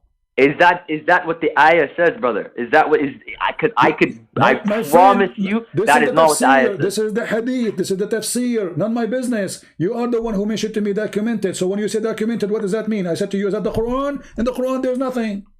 There's not even who is Muhammad. Who is Muhammad in the Quran? Nobody. What is that name? Tell me from the Quran. Go ahead. Nothing. Bro, I just told you. No, I just told you. There's different. There's Ahmed. There's Mudaththir. There's different ways. There's different ways. There's a whole surah called Muhammad. If you want, if that's what you want. Even you don't have the accurate name. You just said he have other names. So is he Ahmed or Muhammad? Ahmed is different from Muhammad. Ahmed and Muhammad is the same name, brother. You know this. You understand the title. No, it's not the same. No, Ahmed is mean I thank. Muhammad is the one you thank, praised one. So Ahmed and Muhammad is not the same. So is he Muhammad? Okay, so you're telling me there isn't actually a shortened version of Muhammad. He is Muhammad. So there's no surah called there's not a surah called Surah Muhammad. Even Muhammad did not quote Muhammad. Even Muhammad did not quote Muhammad. Yasin. Okay. Yeah. Okay. Who is Yasin? Go ahead. Tell me who's Yasin. You said mention to me Yasin. I'm laughing right now. Who's Yasin? That's the name of the Prophet. Where you get this from? Bro, we're giving you other terms and you're denying the fact that there's a surah called Muhammad. There's a surah called Muhammad. Let me show you. Here we go. There's a surah called Muhammad. This is okay, no problem. His name is Muhammad. We got that. But Muhammad who? We don't know. Which year? We don't know. Who's his mother? What does that even mean, bro? Muhammad who? Muhammad the Prophet. Okay, listen. Okay, listen. Muhammad the Prophet. Okay, the Quran says that Jesus is a son of Mary, correct? Yeah. Okay. Mary is the daughter of Imran, correct? Say that again? Okay. Mary is the daughter of Imran, correct? According to the Quran? Yeah. Okay. Muhammad is the son of who in the Quran? Abdullah. Where it says that, Sean? That's not in the Quran, is it? It's not. So you don't even have your prophet name. I'm asking you. So what is that? So he doesn't have, what is that? He doesn't have a dad? What is this point going to? No, he's no one. There's nobody. His name is Muhammad. Muhammad is a title, is not a name. You don't even know you are following who. And you mentioned to me Yasin. Read with me. This is chapter Yasin. Yasin. This is the God saying, the moon God. No, I think I was wrong about that. I think I was wrong about that. Yes, you are wrong. Always you're wrong. You are, trust me. Here we go. This is Tafsir al-Jalalain. You're a scholar. You're a scholar saying, Yasin. Do you know what Yasin? You said this is the name of a prophet. Who told you that? Yasin. No, I was wrong. You were wrong. Okay. Yasin is not the name of the prophet. Rather, they are among the separate letters that appear at the beginning of some surahs. Okay, what does that mean? Which point to the miraculous nature of the Quran. This is miraculous. These letters are part of the okay, I will make a miracle now. Ya Dudi. What does that mean? You said to me it's a miracle now? So it says here, Yasin. Ya is a word mean God. Yeah. Yeah is a word mean God. Okay. No, it doesn't mean God. Doesn't mean God. Yes, it's set letters yes, that us it's a as humans word. can understand. It's a word mean God in the old Aramaic, in the old Hebrew, in the old Egyptian language. Yasin. Okay, so tell me what Alif Lam Mim means. What is? Okay, so what is? You know, you are asking me. We will laugh together when we arrive there. So Yasin. It says here in interpretation, God knows best what he meant by those letters. But we know sin is the moon God. Exactly. Sin is the moon God. So Yasin is the moon God. Yes. Yeah. Is so what is Alif Lam Mim? What is Alif Lam Ra? What is Kaf Ha Ya Ain Sad? What are those? No problem. Explain that. Okay, we mentioned Ka Ha Ya Ain Sad. This is in the chapter of what? Chapter of Maryam, correct? Exactly. Okay. Why it's in chapter of Maryam? Do you know? Couldn't tell you. You tell me. You know more, right? Go. Well, because simply, this is a sentence. If you calculate the mathematic numbers, you will find that word. It says the sentence that the Messiah is my God. Kahayas. Go and is that right? Yes. The Messiah is based on what numbers? Based on what numbers? The numbers or the mathematic of the alphabet. The alphabet have mathematical numbers. So each number is equal to a letter alphabet. This is not something the Arab did. This is Aramaic. So ka, ha, ya, ain, sad. If you put them together, you will come with the number which is equal to the number which is mean the Messiah is my Lord. And this is why it is in chapter Maryam, verse number 1. Otherwise, I challenge you to tell me what it does mean, if I'm wrong. Okay. Now this is the whole problem here. Are you an expert in cryptology? I am expert in what? That's all I need. My friend, I'm like Zakir Naik, expert in everything. Okay, well that's a very bold statement, and I could argue that a lot. But regardless, I'm assuming you're not an expert in cryptology. Number one, and number two, tell me where you got the idea that each letter is directly connected to the alphabet. No problem. You can search in Google. Do you have a Prophet Google with you? No, I mean, you brought it up. I need the answer from you. Okay. Let us see. Arabic. And I need exact proof. No problem. Let us look for them. We will find them in a second. Give me a second. No worries. Take your time. Here we go. They are in front of you. Those are the equal numbers. Every letter have an equal number. Okay. Now, what's to say? For example, what does Alif equal to? Let us go there, and we will see. Alif is equal to 1 because this is number 1. You know. Okay. What's to say Alif doesn't equal 5? My friend, just to teach you how that works. From 1 to 10 is going to be 1 to 10, and then you double the number. So number 11 will be, like the double of the last number. Go and check it out. Sure. Go check it out, and you will I'm looking at it right now. Yeah. So when we say kahayas, Muslims, they have no answer. They do not know. Why? Because simply Muhammad was stealing from the Christian books. He stole from Waraq ibn Nawfal. He do not know. Okay, that's a whole different point. This is the problem that I have. You don't have any proof that can tell me that is exactly that each letter has that direct association. Well, I just showed you. What mathematical search the number, my friend. Okay, Alif is equal to 1. Lam is equal to 3. Well, I could say Alif could equals to 10 as well. No, it's not up to you. It's already in the alphabet. This is not up to you, my friend. Up to who? This is already is made thousands of years ago. This is not up to you. Who? By who? By who? By who? By the one who created the language, the Aramaic. This is Aramaic, and then transform it into the Arabic. So you can go right now, search in Google. You will find those letters. Each one of them is equal to a number. Okay, what will I search up? Huh? What will I search up? Arabic letters to numbers? Search. Let's see what they will call it in English. Let us see what they will call it. Arabic alphabet. Like, let's see here. Give me a second. Let us see. Okay, here. I think you need to search for numeric numbers. Okay. Okay. So you will find that can I ask you something? Aleph is equal to 1, B is equal to 2, J is equal to 3, Da is equal to 4. Yeah, okay, I see it in front of me. Yeah. All right. I get that. Those are the numbers. Then take Qiyas. Will take you 2 seconds. Take Ka, Ha, Ain, Sa, etc. and calculate the number, and you will see it says is equal to the following sentences.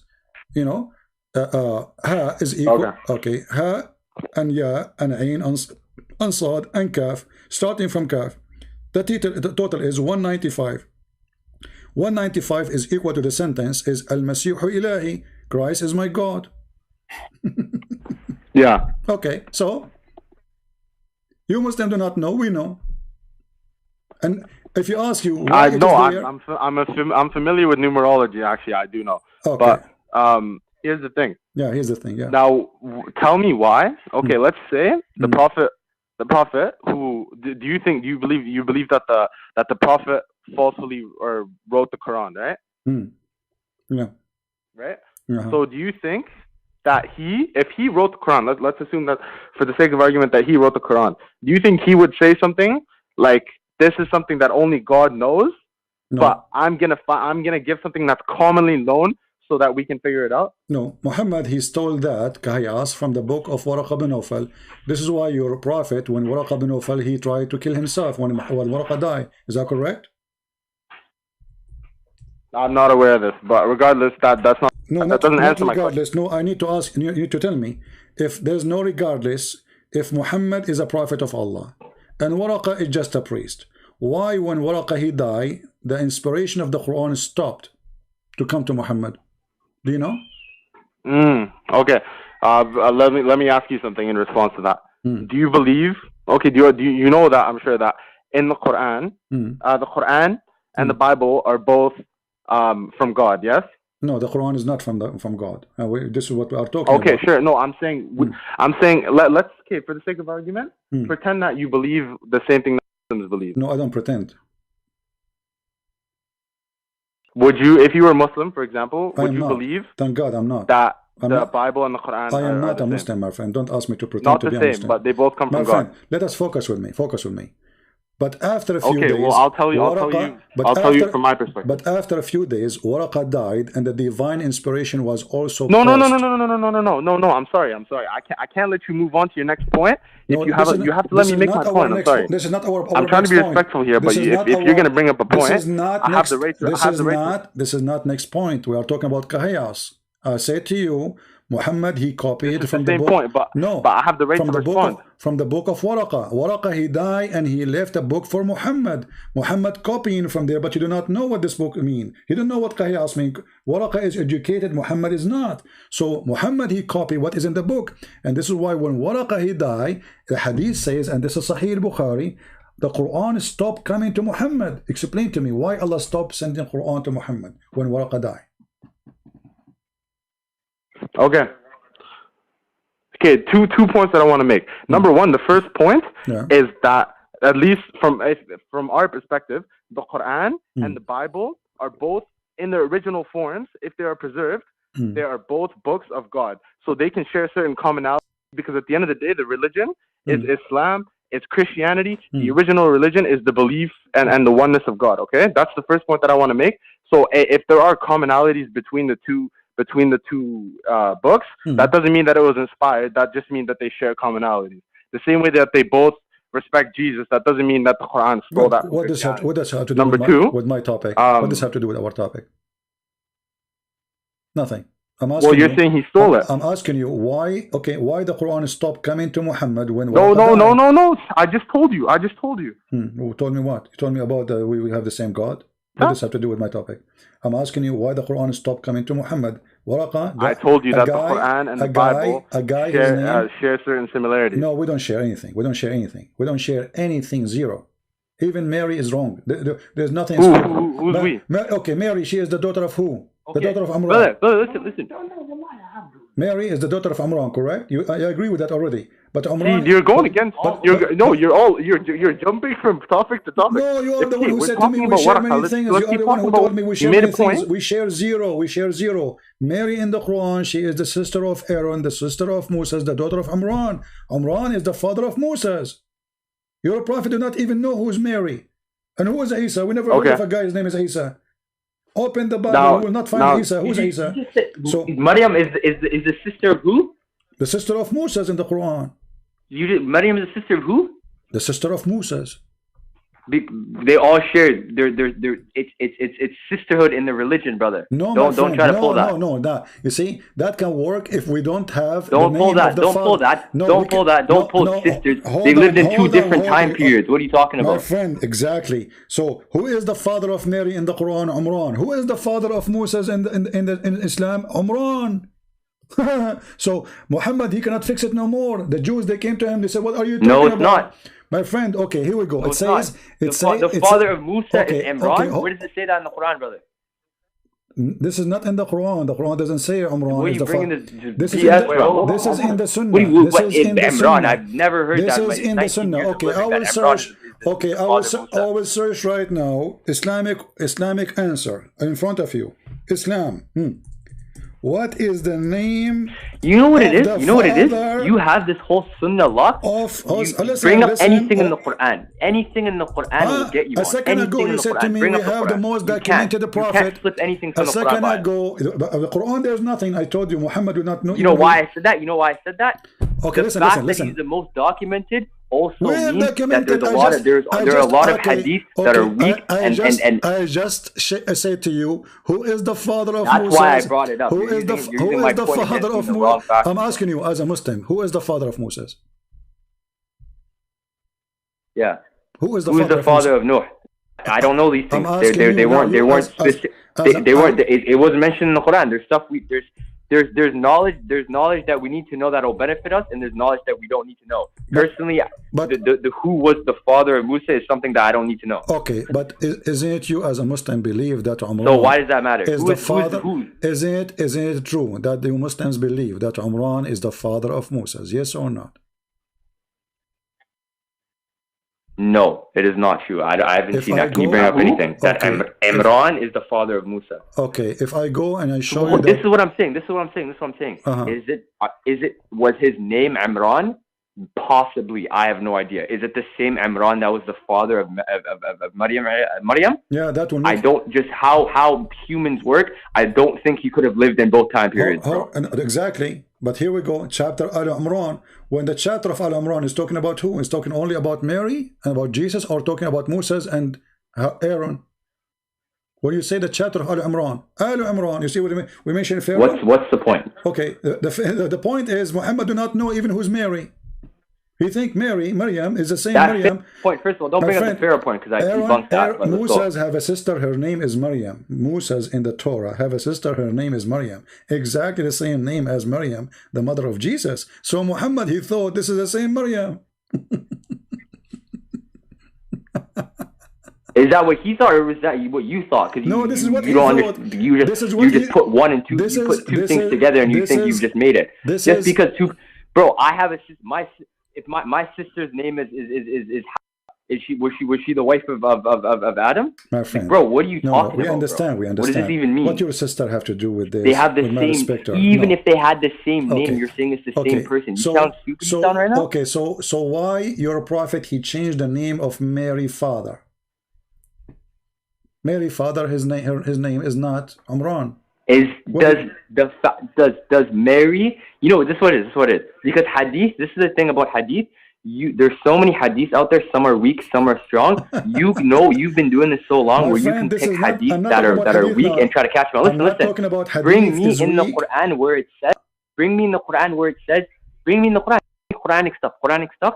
say a point and bring Quran behind it, because that is something that will never be changed, and that's something that the Quran in front of you, chapter. What in the Quran it says what? Chapter 3, إذ قالت امرأة عمران, verse number 35. The wife of Imran, she said, Lord, behold. Who is the wife of Imran in this verse? Who is this Imran? Chapter 3, verse number 35. Who is it? When the wife of Imran, who is she? I don't know, you tell me. Who is the wife of Imran? This is the mother of Mary. Who is it? Well, this is the mother of Mary. It's who? The mother of Mary. She's the mother of Mary. The mother of Mary, sure, yeah. That's okay. Yeah. So she is the wife of who? Yeah. Of Imran, correct? The wife of Imran. Okay, but Mary's father is not Imran. Yeah, that's how it works. Imran is the father of Moses. Mary's father is Imran. But I'm telling you, bro, it's not. Okay, let's debunk this right now. So you're saying, dude, we already went over that topic. Okay, no, it isn't. You can't bring any proof that it was. Who? Okay, listen. You say to me, where does it say that Imran was? Where? You just bring stuff up. What do you mean? Where it says what? And even if you can prove it, bro, it might be the same name, but I know you can't. There's nowhere in the Quran that says the son, the father of Musa was Imran. That this point, it's actually what are you even talking about? What does this mean? Isn't it the Quran says Mary is a sister of Aaron? Huh? Isn't it the Quran says Mary is the sister of Aaron? Sorry, say that again. Isn't it the Quran says that Mary, she is the sister of Aaron? Sister in the religion. Where it says she is a sister, and where it says that in the Quran? Go show me. Where does it say what? Where it says she is his sister in religion. It says sister and the word father. You see the word there, it says Aaron's sister, your father. So this is not religion. We are talking about a brother and a father. You have a brother, his name is Aaron, and you have a father his name is Imran, and they are not bad. The Prophet ﷺ said that. Wait, who?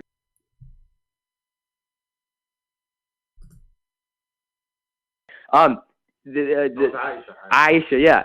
The Prophet ﷺ said that Aisha was Ummahatul Muslimin, the mother of the believers. Does that mean she's my biological mother? No. Okay, you see, yeah, you are trying to get away. As his father. Is that was Adam actually his father? Now we have a problem. We have a problem that Mary, her father, now Muhammad changed the name. No, we don't. We just solved the problem. No. No, we did not, because Mary, her father, is not Imran. This is Imran is the father of Musa. They don't have the same name. You see, if Mary, who is it then? Tell me, who is it? Who is it? If you go in the Bible, you will say it says Haley, the same person. They call him Joachim or Joachim. So here we have a problem. Why in the Bible have different name for the father of Mary, and in the Quran we have one name for the father of Mary, Imran, which is not even accurate. It should be Amram. So this Aaron is the sister. Mary is the sister of Aaron. She is the sister of Imran, sister of Moses, and she is the daughter of Imran. That makes sense, because according to your prophet. Okay. So what if I told you? Huh? Hold on. This is why. Okay. There's an issue with what you're saying, because there are two different Imrans. What do you mean? Just like how you brought up links, we could bring up a link. Where are the different Imran? Show me where the Christian... Two completely different Imran. Show me. I'll tell you why. Okay, let me ask you something. Show me where in the Bible Let me ask you Mary. something. Let me ask you something. Show me where in the Bible it says that Mary, she have a father. His name is Imran. Why are we talking about the Bible? The Bible has been distorted. No problem. See, the story, the Quran is reserved. So show me where it says... Are you talking to a Muslim? You talking to a Christian? So then show me where there is two names for Imran. One is the father of Mary and one is the father of Moses. First of all, let me tell you something. First of all, this is what you're doing. You go from Hadith to Quran. Okay, if we're talking about the Quran, right? Okay. Show me in the Quran where it says Imran is the father of Musa. He is the father. Okay, no, which but even Imran? if he is, issue. It's which Imran? My friend, if Aaron, there's no two Imran, show me. Go ahead, show me the two Imran. Go ahead, I'm listening. Show me the two Imran. I'm listening. No, hold on. First of all, this is what we're gonna do. Show me the proof. No, show me the proof that there's two, and then I'll tell you this. Show me the proof that Musa is the brother of Maryam. Show me that proof, and without using the term Imran. Aaron is the brother of Musa. He is the same time brother of Maryam. Okay, I'm the brother of Musa. Am I not? No, you are not.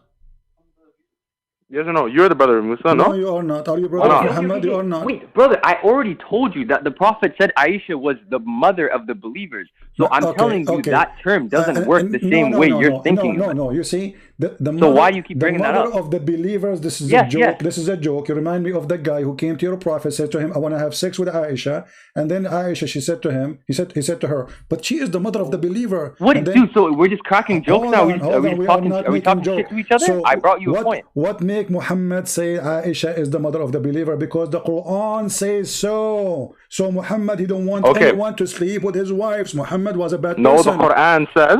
Oh, listen. Chapter 49. Listen. Muhammad, he made Aisha and all the wives the mother of the believers, so nobody can sleep with them. Correct? Is that correct? Why are you jumping points? You got you're so loud, man. Be quiet. I'm saying, is that true? Okay, no, hold on. You're telling me that, hold on, please, before you switch the topic. We're talking about one thing. You can't jump from one thing to the next. You are the one who mentioned that the mother of the believers is Aisha. So I'm saying to you, is it true that Muhammad, he made Aisha the mother of the believer, same as all the other wives, so they can't sleep with them? Yes or no? That's not the point that I'm No, you're completely switching. You mentioned that. Hold on. Just please let me talk for 2 seconds. Can I talk for 2 seconds? Or are you going to take up the whole thing? I'm asking you. Is this a conversation or a lecture? Is it true? Confused. Is it true or not? I'm lying or not? That your Prophet, he made them the mother of the believers because it's forbidden for the Muslims to sleep with them. Yes or no? I don't know. I'm not in a position to speak about that. What do you mean? What do you mean you don't know? Unless you gave me some time to research, I wouldn't. Okay, but sorry. So if Aisha, she is available right now, you will sleep with her? No, because she's the wife of the Prophet, and she's not my mother. No, she is not. Not because she is the wife of the Prophet, but because she is the mother of the believers. Because. No, but also because she is the wife of the Prophet and I don't have a right to her. No, I'm asking you, is it true that it's forbidden? Yes or no? So let us make it clear. Is it true that it's forbidden for Muslims to marry the wives of Muhammad?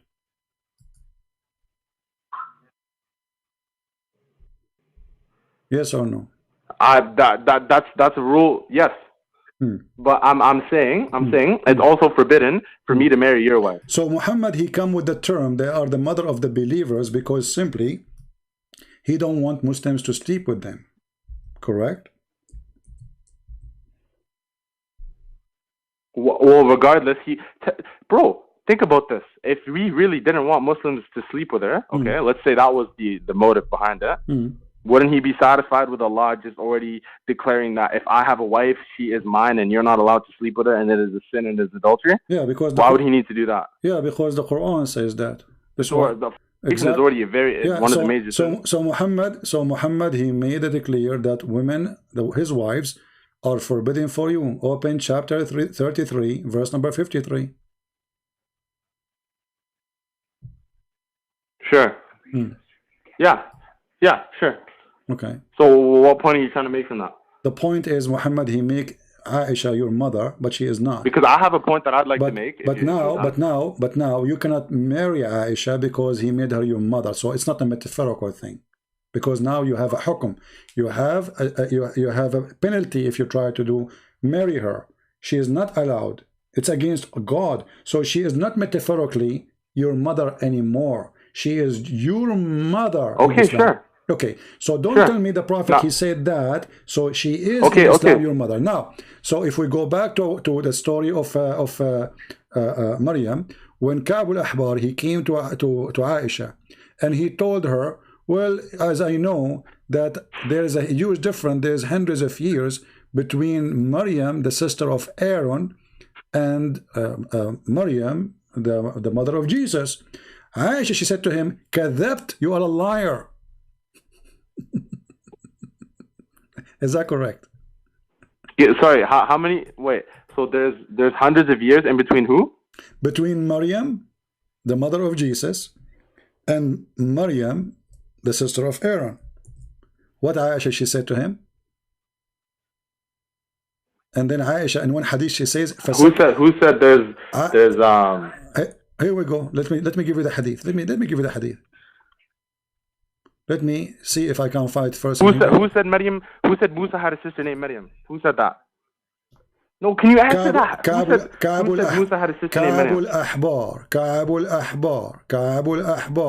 Ka'b al-Ahbar, and it is in the Bible too.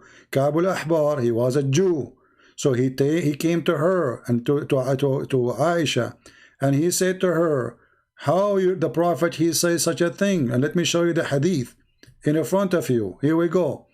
This is islamweb.net. I'm not making things up. All right. Islamweb.net. I can give you the link in front of you. Okay. So here it says that that Ka'b al-Ahbar وقال كعب الأحبار بحضرة عائشة. So Ka'b al-Ahbar, he said in the presence of Aisha, "O mother of the believers, O mother of the believers, listen carefully. إن مريم ليست بأخت هارون أخي موسى."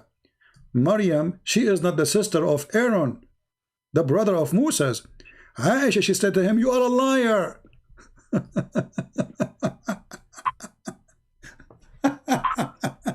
So why Aisha, she said you are a liar? Okay. Because this is what Muhammad meant. So when Muhammad, and you know what's funny? So what it's funny, the only when Muhammad came back home, Aisha, she told him, you know, and he said, oh, you know, I don't mean that. So you see here, they got him busted in his time. So this is what Muhammad meant. This is what Aisha understood. This is what the Muslim understood. They thought this is what he said because this is what it meant. So Aisha. Let me say something. The only verse you have to say that Maryam is the sister of Harun is when Allah calls him and says, "Ya ukht Harun." Yes or no? There's no ayah that specifically says Maryam is the sister, the blood sister of Harun. He just calls her by Ya ukht Harun. Yes or no? No, we have Imran. We have Imran. Yes or no? Because that's the ayah. I know the ayah you're talking about. No, the ayah is saying she is. That's what it is. That's what it is. No, just answer that. You make us answer questions. You make us answer questions and you don't answer our questions. You. The father of Mary is Imran. Yeah, you answer the question with another question. No, I'm not answering with a question. You said it's only one verse. I said no. What? I said no. Imran is the father of Mary in the Quran, but so Imran is the father of Moses. It's two different guys with the same name. How do you not understand that? Okay, hold on. First of all, where you we can go through the lineage right now. Where in the Quran it says there's two different guys that have the same name? Show me. Where in the Quran does it say you? No. Instead of us proving it to you, you have to prove Here we go. It says you are the sister of Aaron and your father. I'll tell you what. Hold on. The proof is what is the connection between? Can you prove to me that Imran? What is the connection? What is the connection? Huh? What is the what? What? Is Imran the son of Sulaiman? Let me just finish. What? Because who's is Imran the son of Sulaiman? Who is Sulaiman? Maryam's Imran. What? Where do you get this name from? No, Musa's Imran. It's the same one, right? Okay, where do you get this name from? Where do you get this name from? What do you mean? Where did I get the name Imran? Sulaiman, Solomon. You said Solomon. Who is Solomon? You speak Arabic, no? Who is Solomon? Sulaiman. Yeah, Solomon. What Sulaiman have to do with Imran now? Do you know who that is? No, I do not know. Tell me, what Sulaiman have to do with Imran? Well, because from the line. From the line, Isa came down from Sulaiman. Yes or no? Look at the tree. What this no? Isa is not from anyone. Isa, he said Jesus. We don't have, first of all, we don't have Isa. Even your prophet, he didn't even quote the name. But Jesus. He's the son of Mary. No, he's not. We don't have Isa, the son of Mary. Your prophet, he think, son of Mary, right? think about a guy, his name is Esau, he is the son of Maryam, and Maryam is the sister of Aaron, and this additional proof that Muhammad is a false prophet. So he messed up the whole family. He don't know what he's talking about. Dude, please. Tie this up right now. I need to tie this up right now. My bad. Okay, brother. This is what's gonna tie it up. This is gonna tie it up. Okay. You're saying Imran is the same Imran that was the son, that was the father of Musa, was the father of Maryam, right? Yeah, this is what the hadith is saying too. Right? That's what you're saying. This is what your hadith is saying. Okay. This is what Aisha saying. So, first of all, I already said the reason why it's the sisterhood and the brotherhood is for the religion. Okay.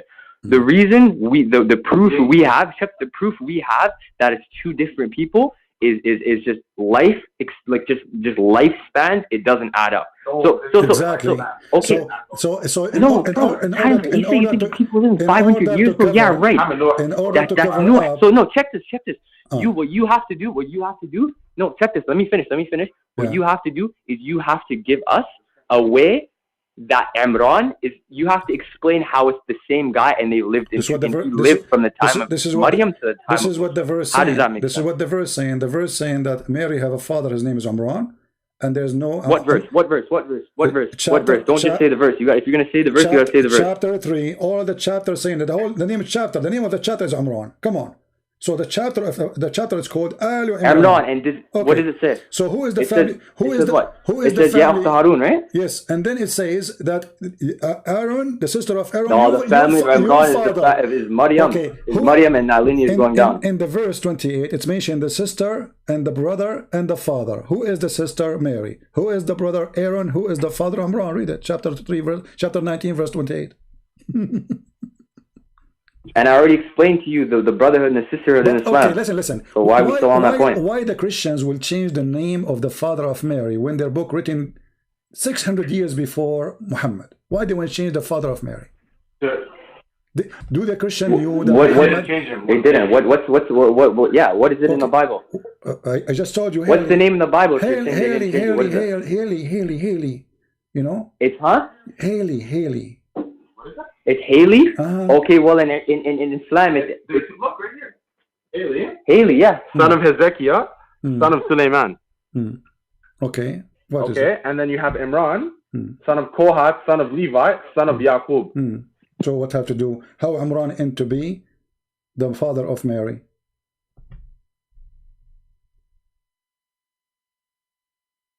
Say that again? How Imran end to be the father of Mary? So you're saying Imran and Haley are not the same person? Do they sound the same? I mean, the names sound the same. One start with Ain, the other one start with H. Do they sound for the example, same? Isa and Jesus don't sound the same. Well, we don't have Isa. They don't. In the Islamic belief, no. His name, yeah. I just showed you. Yaqub and Jacob. I just showed you. No, Yaqub. This is an Arabic name. Your prophet is copying the word. That's what I'm saying. So in Hebrew, Imran is the Arabic your prophet name, no? He get it wrong. It is not Imran. It is Umram. Your prophet, he don't even know how to copy a Jewish name. So Umram, not Umran. So your prophet, who's Umran? Who's that? Umran is the father of Moses. So who's Imran? Is the father of Moses. It's the father of Musa. Yeah. This is why when Ka'b al-Ahbar, read with me carefully. This is your Islamic website. When Ka'b al-Ahbar, he came to her. He said in the presence of Aisha, the mother of the believers, oh, may God bless her. This is a translation using Google Translation. Mary is not the sister of Harun, the brother of Musa. Aisha, she said to him, you lied. Did you see what she said? You lied. So if you are the one saying that to Aisha, that Imran is not the brother of Mary, Aisha, she will say to him, you are a liar. He will say to you, you are a liar. And she continues saying, so he said to her, O mother of the believers, if the messenger of Allah, may God pray on him, say it so, You know, he must be truthful in information. He gets scared because he will get killed now. But I find between them is 600 years. And then after he said that, I was silent. Aisha saying, I was silent. Yeah, she said because they are sisters. They are brother and sister in Islam. That's the point. That's the point. I understand this point. I've already said that. So why she said to him you lied? Why she said to him you lied? When he said because she is she not you keep bringing hadith, bro. You can't find any contradictions in the Quran. Honestly, I cannot find contradiction in the Quran. Okay, let us go to contradiction in the Quran. Hold on. You see, this is a contradiction actually, but you are saying this. You won't find one. Okay, you are saying this not one. I want to ask you, which one Allah created first, the stars or the trees? What does that have to do with the Quran? Bring me the verse first, and then I'll answer. No, contradiction. I'm asking you. Which one? No, because you're trying to catch me. You're trying to catch me, and then you're going to say the verse, and it's going to say something else. You are trying not to be catched, not saying the truth. You don't want to say the truth. Who care about catching you? Say the truth. Say what you what. If you know how. Dude, I've seen enough people that speak like you to know not to answer those questions. You're not going to catch me on that. Are you going to say the verse, and then you ask the question. Are you going to give a truth answer, or you play games? You're games. You're trying to put the question. You haven't answered any of our questions, and now you're trying to put your question before. So you are saying to me you are afraid to answer because if you answer, I'm going to catch you. Okay, you haven't answered a single one of our questions all day. You never asked me. You never asked me anything. You never asked me anything. What are you talking about? Answer my question. How about that? Listen. I'll answer my question. Listen. Listen. I asked you a question. You responded with a question, right? Okay. So now you're expecting me to give an answer when you gave a question, and now you're saying because I'm giving you another question. You never answered me about anything, and you never asked me a question. I didn't because I asked the question first. And now you are trying to run away. I'm not answering your question until you answer mine. You are afraid to answer me about simple thing any Muslim kid should answer. Which one Allah created first? The earth? He finished the earth first, or he finished the sky? Don't change the subject. I'm not. Why are you changing the subject? You are the one who said. See, this is the thing. You're making some very weak points, and your points are not being. I don't think you understand. You're not fooling anybody. Show me a contradiction. You are the one because you're not answering anything. You just said, "Show me a contradiction." I showed you about Mary. You refuse it. No problem. I'm now asking you a simple one. Which one Allah? No. The Mary point, I give you a perfectly valid point against it. So and you answered that with another question. Point? So Aisha is a liar? She said you lied. Answer the question. Answer the question, bro. Dude, I showed you what Aisha said. Answer my question first. You said I showed you what Aisha she said. You said to me, I don't go by the hadith. You said to me you don't go by the hadith. Here's the issue. I have the tree. I have the family tree that has everything down to the detail, and it shows two different Imrans. Go ahead. No, show me where is the Imran, different Imran. Go ahead. Look, there's Heli and there's Imran. Where is what tree you are reading from? Huh? What tree you are reading from? I am reading from where is this? Islamic Showcase. Okay, where did they get this from? What do you mean? Where did they get that from? Those names, where did they get them from? I'm not sure. But regardless, every single one is identical. My friend, those are made up. Every single one is identical. So are they all wrong? They are copy paste. You Muslims, you copy paste from each other. None of you knows what you're talking about. Otherwise, show me. Okay, give me a reference. Okay, give me a reference. You see, when I say to you something, I give you a reference. Give me a reference where they get this from, so we can look. Okay. We're good. We're gonna talk about the Aisha point that you said. Aisha called. Can you say that? Aisha, she said to Ka'b al-Ahbar, so we can bring it up. What is it? Okay, the one who said, he said to her that Harun is just a hadith, so we can bring it up. Okay, hadith number. Okay, what hadith number? The hadith number to the quote you're saying right now. Oh, you want the hadith number? Or is it something you made up? Okay, hold on. Let us see.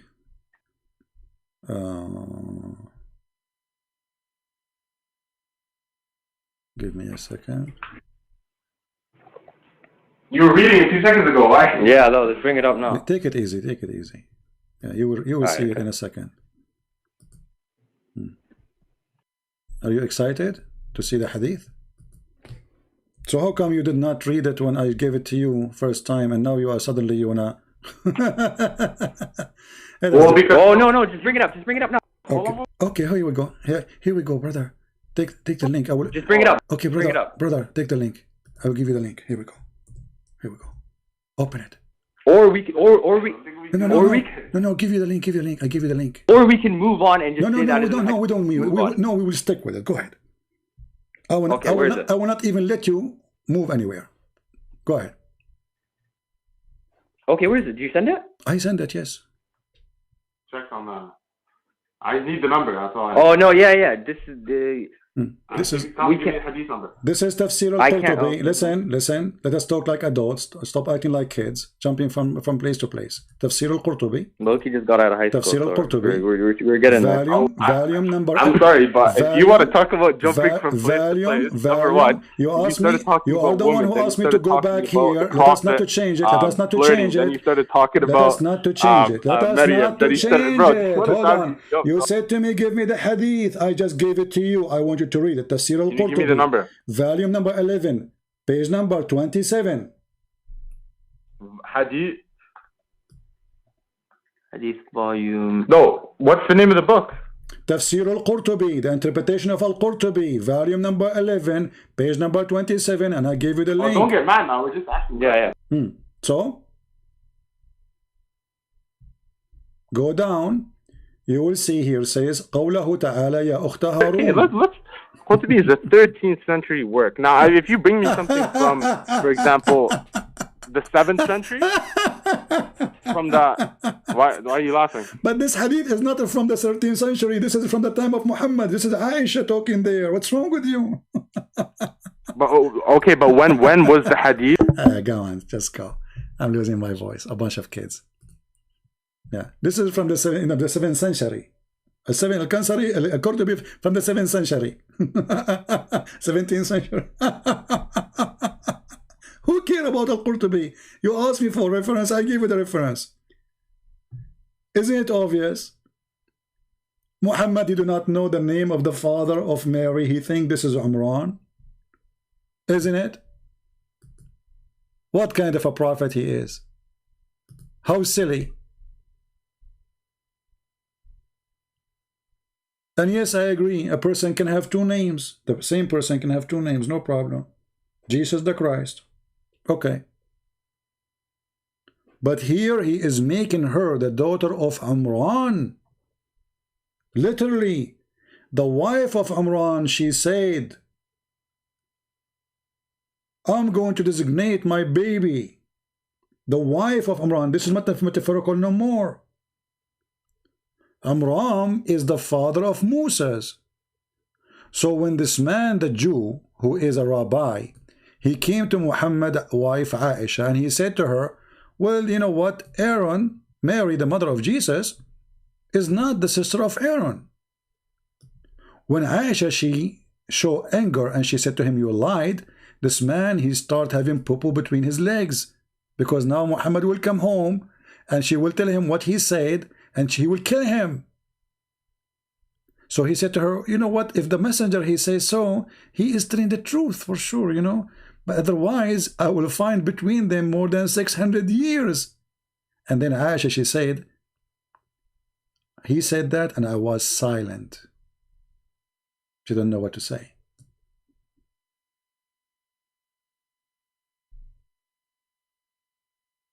You want to play all day long, I have a tree, I have a tree. What a tree? You Muslim, you have no tree. You don't even have a tree for your prophet name. I just asked you, where in the Quran says who's Muhammad? The most documented man, as you claim.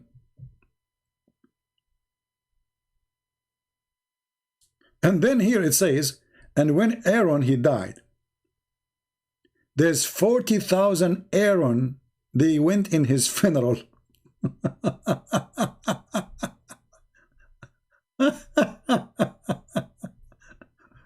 Read carefully. And it was said Aaron, he was a righteous man. At that time, in his funeral, and the day of the funeral, there is 40,000, all of them, they were named Aaron.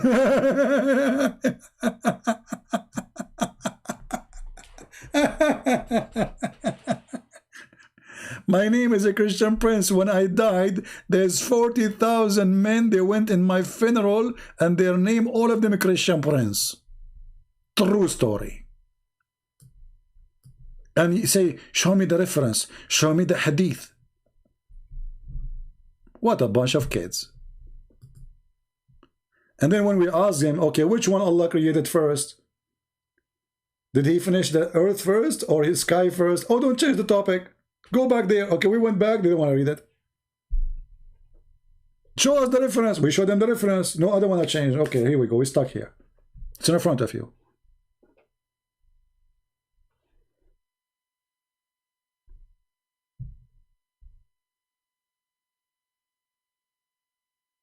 Muhammad, after he got busted, he had to give his own explanation. He said, oh, they used to call them by their ancestor, but Aaron is not from the ancestor of Mary. They used to call them by their prophets. Isn't it the Quran says, call them by the name of their fathers? The Quran forbid Muslims to call anyone except by the name of their father. It's forbidden. And Muhammad, he made that just so he can have sex with Zainab, because he was adopting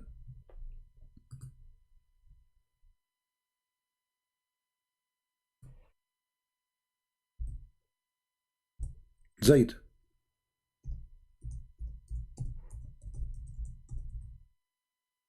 Let us show you the verse.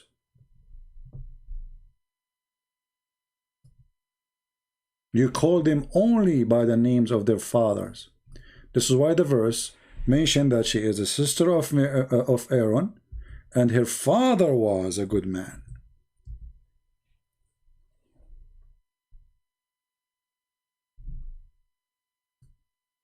Chapter 33, verse number 5.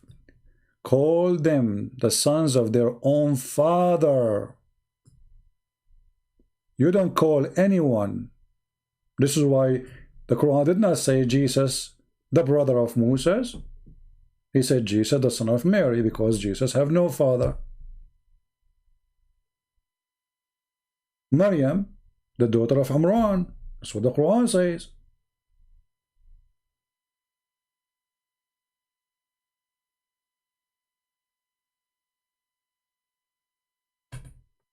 Just to show you another stupid thing, as an example, if we try to find out who is the father of the father of Abraham,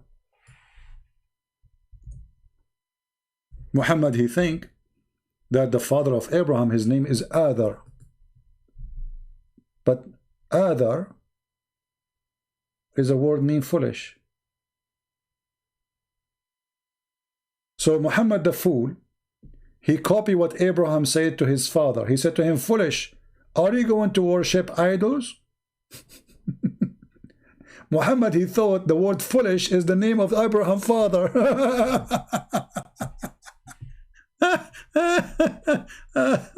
Oh boy. Oh, what going on? You know. Oh boy. What is that? You see, in the language that we say, this person is the son of law. So Joseph can be the son of the father of Mary. Why? Because he's married to Miriam. This is what the Bible says.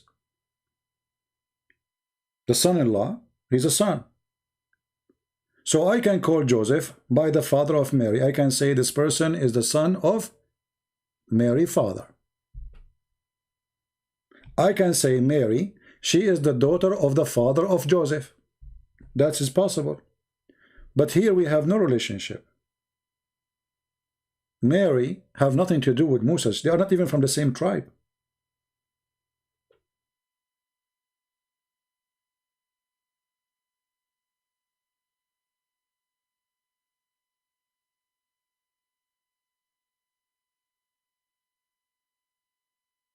So I can say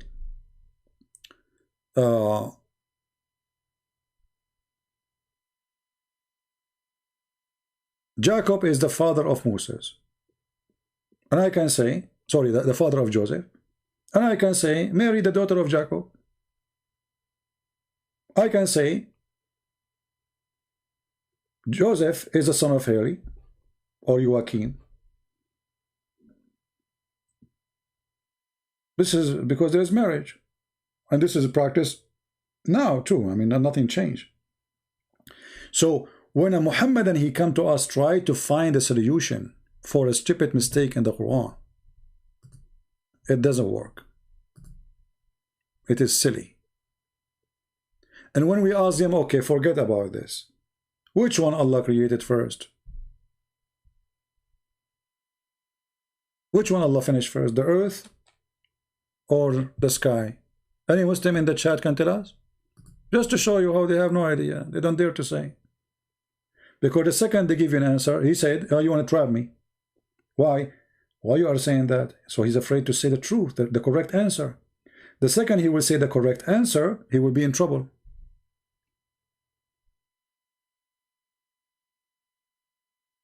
Do you see why he's afraid to answer, to give the correct answer?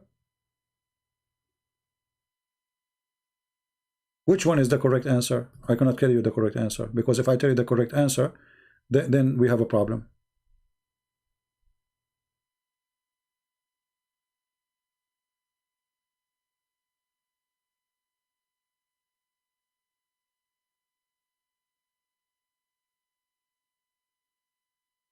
We can go and do like, you know, the Bible speak about Jesus, the son of, from David, right? The son of son, but there they are given like the lineage, not jumping right away. So Jesus said to them, who is Jesus? What do you say about the Messiah? Sorry, what do you say about the Messiah? They said he is the son of David. But this is literally is. By birth he is. This is not metaphorically. For he is the grandson, son by birth. Then Jesus to them, well, if David called him my Lord, so how he can be his son? Which means Jesus saying to them, I am the God of David. So it's not metaphorical. If I say I am a son of Adam, this is not metaphorical. It's true. But sister of Aaron, that is a big issue. For he mistake with the name of the father, and he mistake with the name of the brother, and he made it clear that Muslims, they should be called, speaking to each other by the name of their fathers. Otherwise, Allah will be upset. You don't call someone the son of etc. person unless he is your father. This is why the Quran mentioned that Jesus, the son of Mary. He did not say Jesus, the brother of Moses.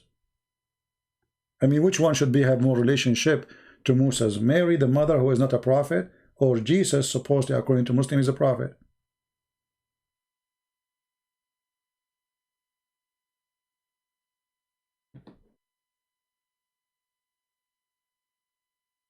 Poor people.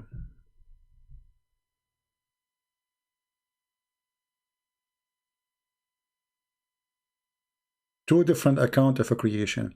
You see, the issue is, the second you give the Muslim a question, he will not answer. That's it. That's why he's asking for show me the verse. Did you notice? So they are trying to be supposed to be smart. Like, okay, show us the verse so we can give you the answer. He won't give me the answer. Because after I show him the verse and they knew what the verse is saying, they will change the answer. You know what I mean? Their answer is going to be flexible, the bend in the bust.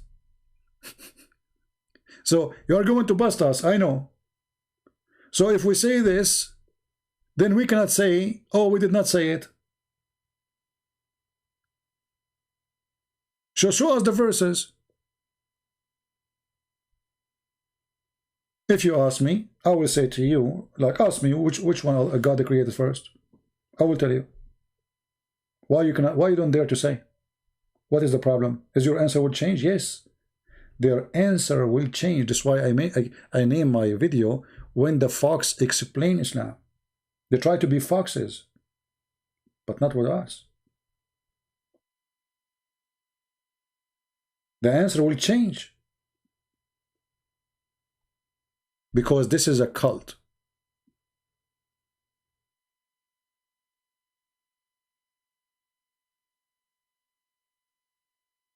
Well, all the names are wrong. Haman is the minister of the Pharaoh. And the Pharaoh is the one who built the Babylon Tower. You know what I mean? Thank you, Deborah. I apologize. I was not looking too much at the chat, and I don't know if you hear my stomach is making noise. I think I need to eat. This is the benefit of having four wives and 4 mother-in-law. If I have 4 wives now, I will have like 4 sandwiches, big ones. I mean, isn't it obvious? How in the world, why the Christian, they will change the name of the father of Mary? There's no reason. Why do they want to do that? A book written 600 years before Muhammad. Do they knew that Muhammad is going to be foolish? Muhammad, he heard that the Jews, they have a prophet, his name is Aaron, a prophet, his name is Moses, their sister, their name is Maryam. Uh-oh, this is Maryam, the mother of Jesus. You can hear it? What a scandal. Don't tell my friends, okay? Yeah. Actually, it's very cold, you know. It's a cold weather. There's a big storm is hitting USA. Hold on. He just said to me, call me again. And we are talking about storms, so maybe we should ask him about storms. Call back, he's saying call back. He's not online anymore. But I don't know, it says for me, it says online. You forgot when the Quran says how Allah, he sent hail? Where the snow is coming from?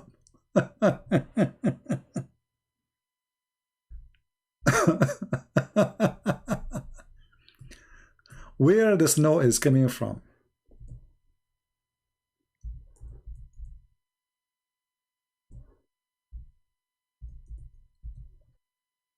I mean, did Allah make a mistake here?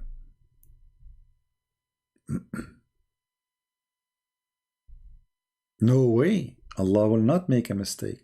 Allah for sure, he is talking about a true story.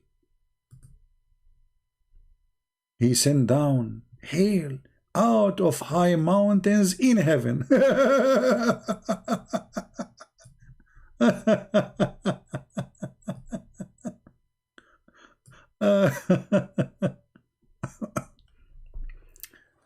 He sent hail from where? He sent down hail out of high up mountains in heaven. I mean, come on. Muhammad, you don't make mistakes. It's obvious. This is true. The storm which is right now happening in USA, all over USA, it's happening because there's mountains of hail. And Allah is sending hail on us. True story. Who can deny that? Are you there, Jamal? It says call rejected. It says call rejected. I'm calling him. It says rejected.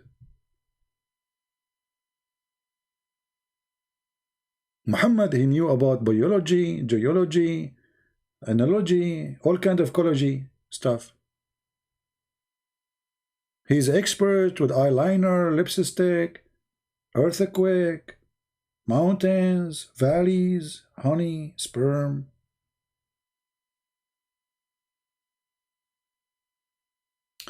Actually, we had to go to the comment, but there's a guy we now need to answer him. Yeah, actually, we were talking about that. You see here, the idiot here, he's saying to me, here there's a contradiction in Matthew chapter 1 verse number 13 and Luke chapter 3 verse number 23. Because you're an idiot. Joseph and Mary, they are the sons of 2 men in the same time. How is that? Joseph is the son of his father-in-law, and Mary, she is the daughter of her father-in-law.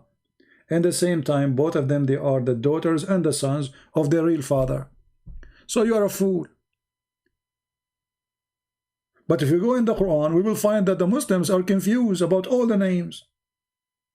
Muhammad or Ahmad. Abraham is the son of Azar. Mary is the daughter of Imran. Jesus became Isa. Mary is the sister of Aaron. Haman is the minister of Pharaoh.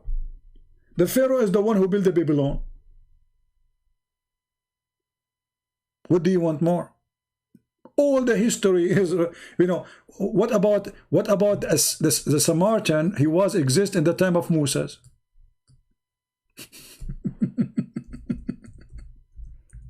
This is a pure history. Go and read history. So Moses, he went away and he came back, and the Samaritan, he deceived his people.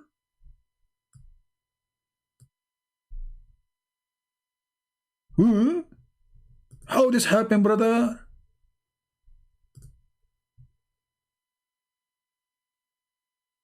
Look, they are not even translating the word summary. We want to show you translation in English, so you can get the word in English. Summary, they keep saying summary. Nobody is using the English term of it.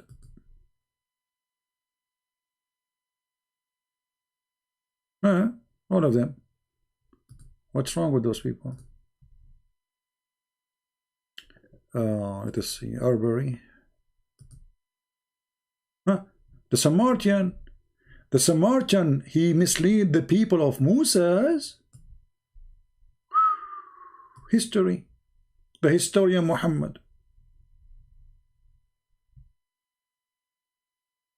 Do you see the history? Muhammad, he knew what's happening.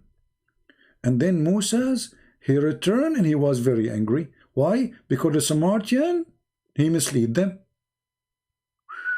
That's deep. Where Allah, he has daughters. Well, if you go in the Quran, there's many verses actually in the Quran. But in the Quran, there's certain verses where Allah, he mentioned the names.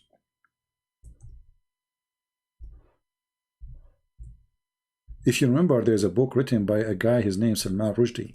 It's called the Satanic Verses. It was about those verses. That Muhammad, when he was reciting those verses, Satan, he put in his tongue, suppose according to Muslims, that you should worship and intercede with the daughters of Allah. So it says here, have you considered Allat and Al-Uzza and Manat the other? What? You have males, which mean male sons, and for him a females. This is unjust division. Allah is complaining about having female daughter. He like to have sons.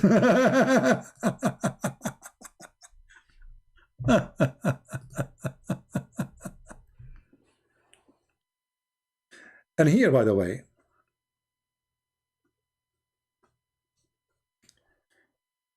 you see here they put El-Lat. It's El-Lat, not Illat. El-Lat. But it makes same actually, because in the old original language it is El-Lat, God Lat, God Uzza. And then the funny, the Muslims, they say Allah have no daughters. Then Muhammad, he come with a story that the Prophet, he sent one of his companions. We need to search for the expedition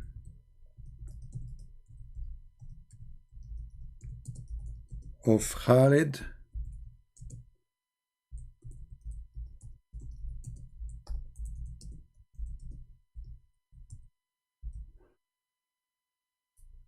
all right.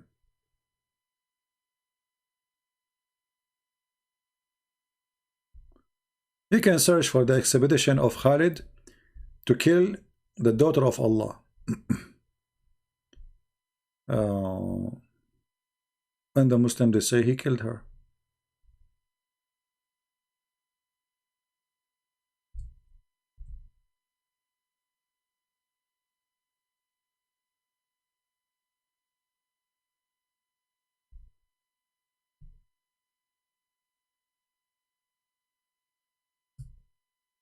Let us see if we can find the reference in English.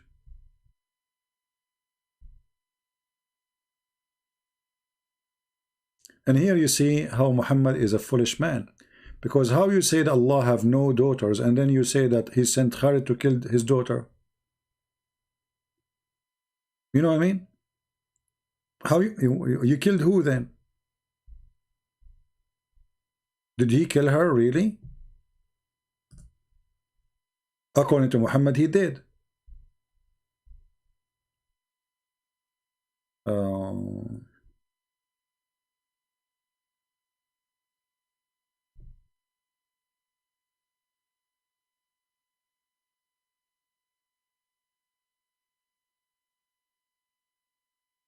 Okay, we found this website. Let us see. Let me give you the link, and you will see how Muhammad, he sent Khalid ibn Walid to kill the daughter of Allah, and they killed her. They killed her. They killed the daughter of Allah. How dare you to do that, Muhammad? And here you see the stupidity.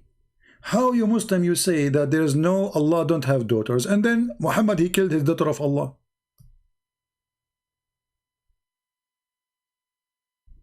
When the Messenger of Allah conquered Mecca, he sent Khalid ibn Walid, etc., to the area of Al-Nakhla, where the idol of Al-Uzza was located on a trees of a forest. Khalid cut the trees and approached the house built around it and destroyed it. When he went back to the Prophet and informed him of the story, the Prophet said to him, "Go back and finish your mission." So Muhammad is genius. He did not kill her, for you have not finished it. Khalid, he went back. When he arrived there, he saw Al-Uzza, and the servant of Al-Uzza saw him. They started invoking by calling Al-Uzza, and when Khalid approached it, he found a naked woman whose hair was crazy and was throwing sand on her. So Khalid killed her with a sword. And then the Prophet, when he went back, the Prophet, he said to him, "Now you finish your mission." He did not, this website doesn't show the whole story. So Muhammad, he agreed that he killed Al-Uzza.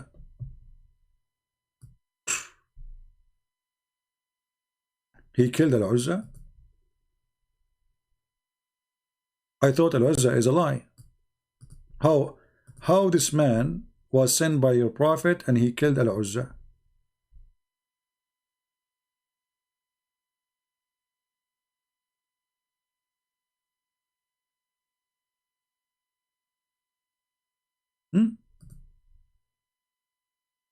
Is that one of your fiction story, Muhammadan?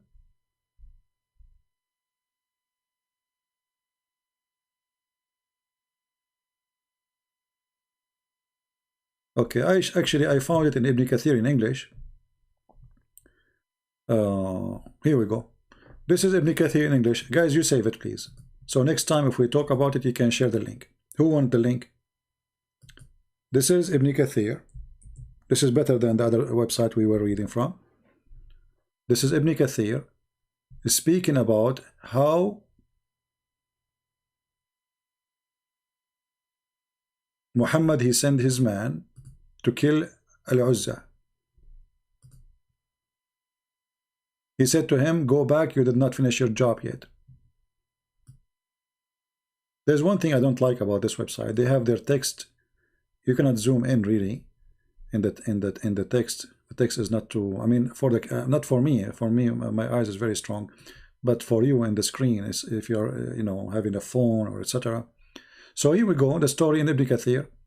And then Muhammad, he said to him, "This is the Uzza." That was Al-Uzza.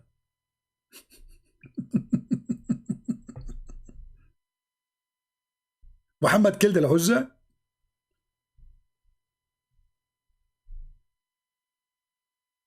What a scam. Yeah, Muhammad, he can kill whatever he wants. I mean, come on.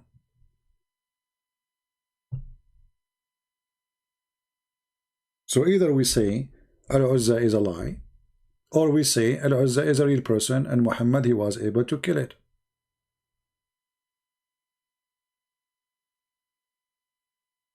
So was it or wasn't not?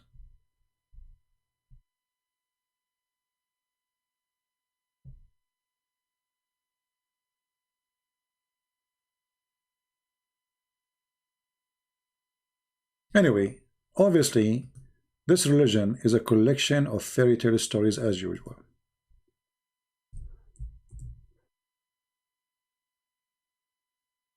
And Muhammad, he cannot survive his stories if you are a person who question them.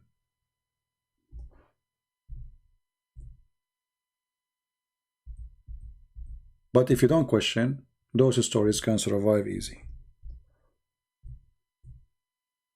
Sometimes I ask myself, like in the old days when those stories Muhammad, he used to provide them, and you know, how naive people they were, you know, I mean, to believe in such a story, you know, people were very naive. Flying carpet and, you know, flying horse of Solomon, the ring of Solomon. I mean, today we watch movies, not too much different, by the way.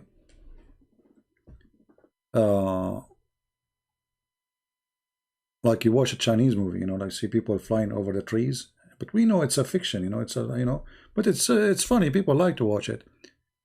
All right. You have one question? Okay, give me the question before we go, because almost we are done for today.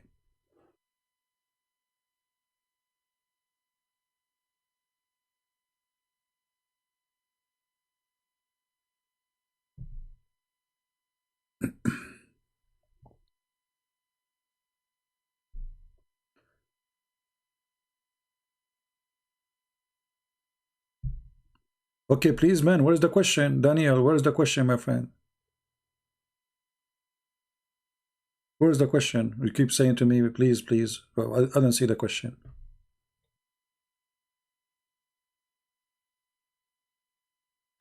And Bahav, Daniel, where is the question?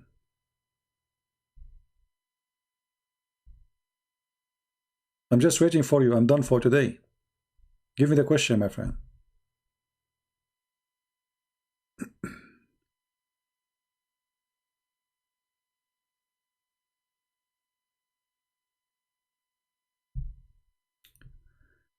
Okay, what do you think of Sheikh Jonathan Brown?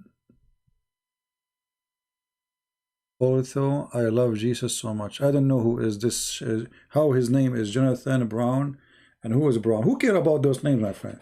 See, try to be a smart person. Don't focus in the name of a person. As an example, who care about Christian Prince? Who care? I don't care. You know, those names mean nothing. Focus on the religion and the one who brought the religion to you. What do you think about this guy? Who is this guy? I never heard of him. What he do? And what about my business with him? If you want to debate me, let him call me and we will laugh. So don't be a silly person going after this person and that person. This is a behavior of a silly people. You see, we laugh at Zakir Naik because he is funny. He's stupid, you know. But we don't care really. Zakir Naik is not Islam. Christian Prince is not Christianity. When I speak about Islam, I focus on the head of the snake, Muhammad. Otherwise, I'm wasting my time. I'm not going to talk about Osama bin Laden. They can say to me, he don't present Islam. But if I speak about Muhammad, can they say to me, he don't present Islam? They cannot. So it's a bad mistake when some people, they go around, like, you know, I don't know, we are like sometime, you know, when the butterfly looking for a light, you know, there's a lamp, you know, somebody shine a little bit, but his shine can be fake. So don't waste your time. Don't debate a person about his personality. Debate the religion he defends. When I debate a Muslim, I'm not debating him, I'm debating Islam. I don't know I was talking to who. And who care? What we care for, that they cannot answer and Islam is a stupid cult. So actually the Muslim, they wish you are going to go and argue about sheikhs. They wish we change our topic forever and we never talk about Muhammad, we just talk about sheikhs. This guy and that guy. Sometimes we have to talk about what their videos they say just to get them busted, but they are not important. Because those are a bunch of kids, they can deny whatever they want. All those who go on YouTube, I did not see one of them is a man. When they debated this person, Mimi, they said to him, Allah have a body. He said, who said so? When the Quran, the Hadith, the Prophet says so, he denied it in a second. Why? Because he's a kid. So speaking with kids is a waste of time, but doesn't mean we will not spank them. We do. All right? Any other question?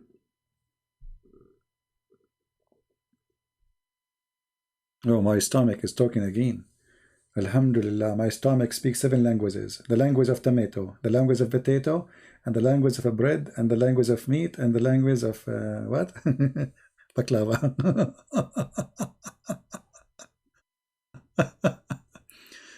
Thank you from Sarawakian. What is that? Sarawakian. What is Sarawak? I don't even know how to say it. Hold on, let me copy.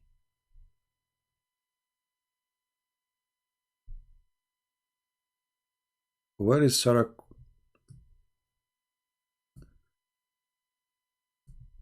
You see, it doesn't matter how much you know about the word, still you know nothing. I want to search this one. Sarawakian. Oh, in Malaysia. Oh, okay. Sarawakian. You know what? Reading the Quran is easier, man. Can you talk to them to change the name? Like make us sorry. You know, like something easier. Yeah. Like this is remind me of Arabic names, you know, in the school in the Middle East. When the teacher comes first day, you have to stand up and say all your full name.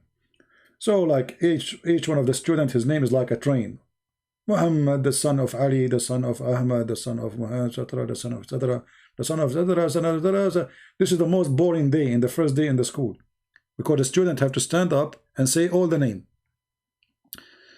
All right. So I want to say thank you guys for being here.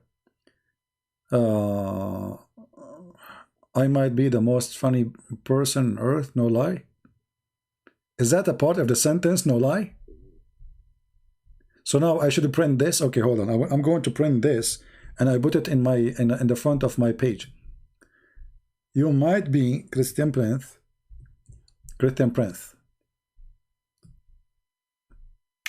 Okay, selfie. I'm going to use this as an advertising for our channel. That is serious.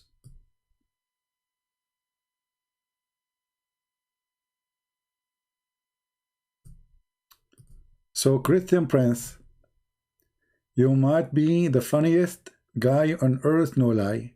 I'm confused now. So are you saying to me not to lie, or you are saying to me you are the funniest guy in the earth? No, I'm not Thor. I'm going to read Tafsir ibn Kathir. And I hope the Muslims will agree with me to read the interpretation of this verse. Alhamdulillah, that's the Quran. It's confusing, and that makes sense that this is not the Quran. I think this verse was dropped from the Quran by the mistake, because it's confusing. You, Christian Prince, you might be, you might be, are you? This reminds me of Allah said, may Allah forgive you. Allah saying to Muhammad, may Allah forgive you. So who are you? So this is, I think this is Quran, because it's very confusing and it's not connected. Like you might be, but with me you are not really. Maybe so, like maybe you, maybe who, maybe bamboo. You know, like maybe. So like this is will join the book of maybe Quran. So maybe you are the funniest guy in the earth, no lie. The right part, it getting dizzy. I'm angry, and now there's no lie. I'm not sure what that means, so I will leave that mystery for you. You can think about it, and you can call an imam, and you will get an answer. Alhamdulillah. Thank you very much. Thank you, sister. Thank you, brother, for your share and for your coffee. Thank you very much. And I like you very much. And I will pray to Allah to curse you. You know, because the curse of Allah will not make you to go to heaven, because in heaven you will be doing what? Boom, boom. And none of you like it. I know, the penalty. Spending 70 years having orgasm. 70 years orgasm. Oh boy. 70 years orgasm. I mean, can't you make it 69? You stuck with the number 70. Everything is 70 for you, Muhammad. Oh boy. Anyway, thank you very much. And this is your brother Christian Prince who was saying hello. And praise be to Allah. He's the best knowing and the best unknowing. He's the most, you know, like humble, tumble, whatever, you know. Thank you, Lord. Yeah, thank you very much. You know, and I'll talk to you later. And I understand nothing of what you are saying. And Alhamdulillah, and that's very perfect. Because we have, you know, Prophet, and, you know, I have no idea what I'm talking about. I think because my stomach is hungry, and the Prophet said, eat honey. So I'm going to eat honey, and honey is the food ready. God bless you all, and see you soon. Don't forget to download the video. We are going to delete all the videos previously, maybe today. Thank you.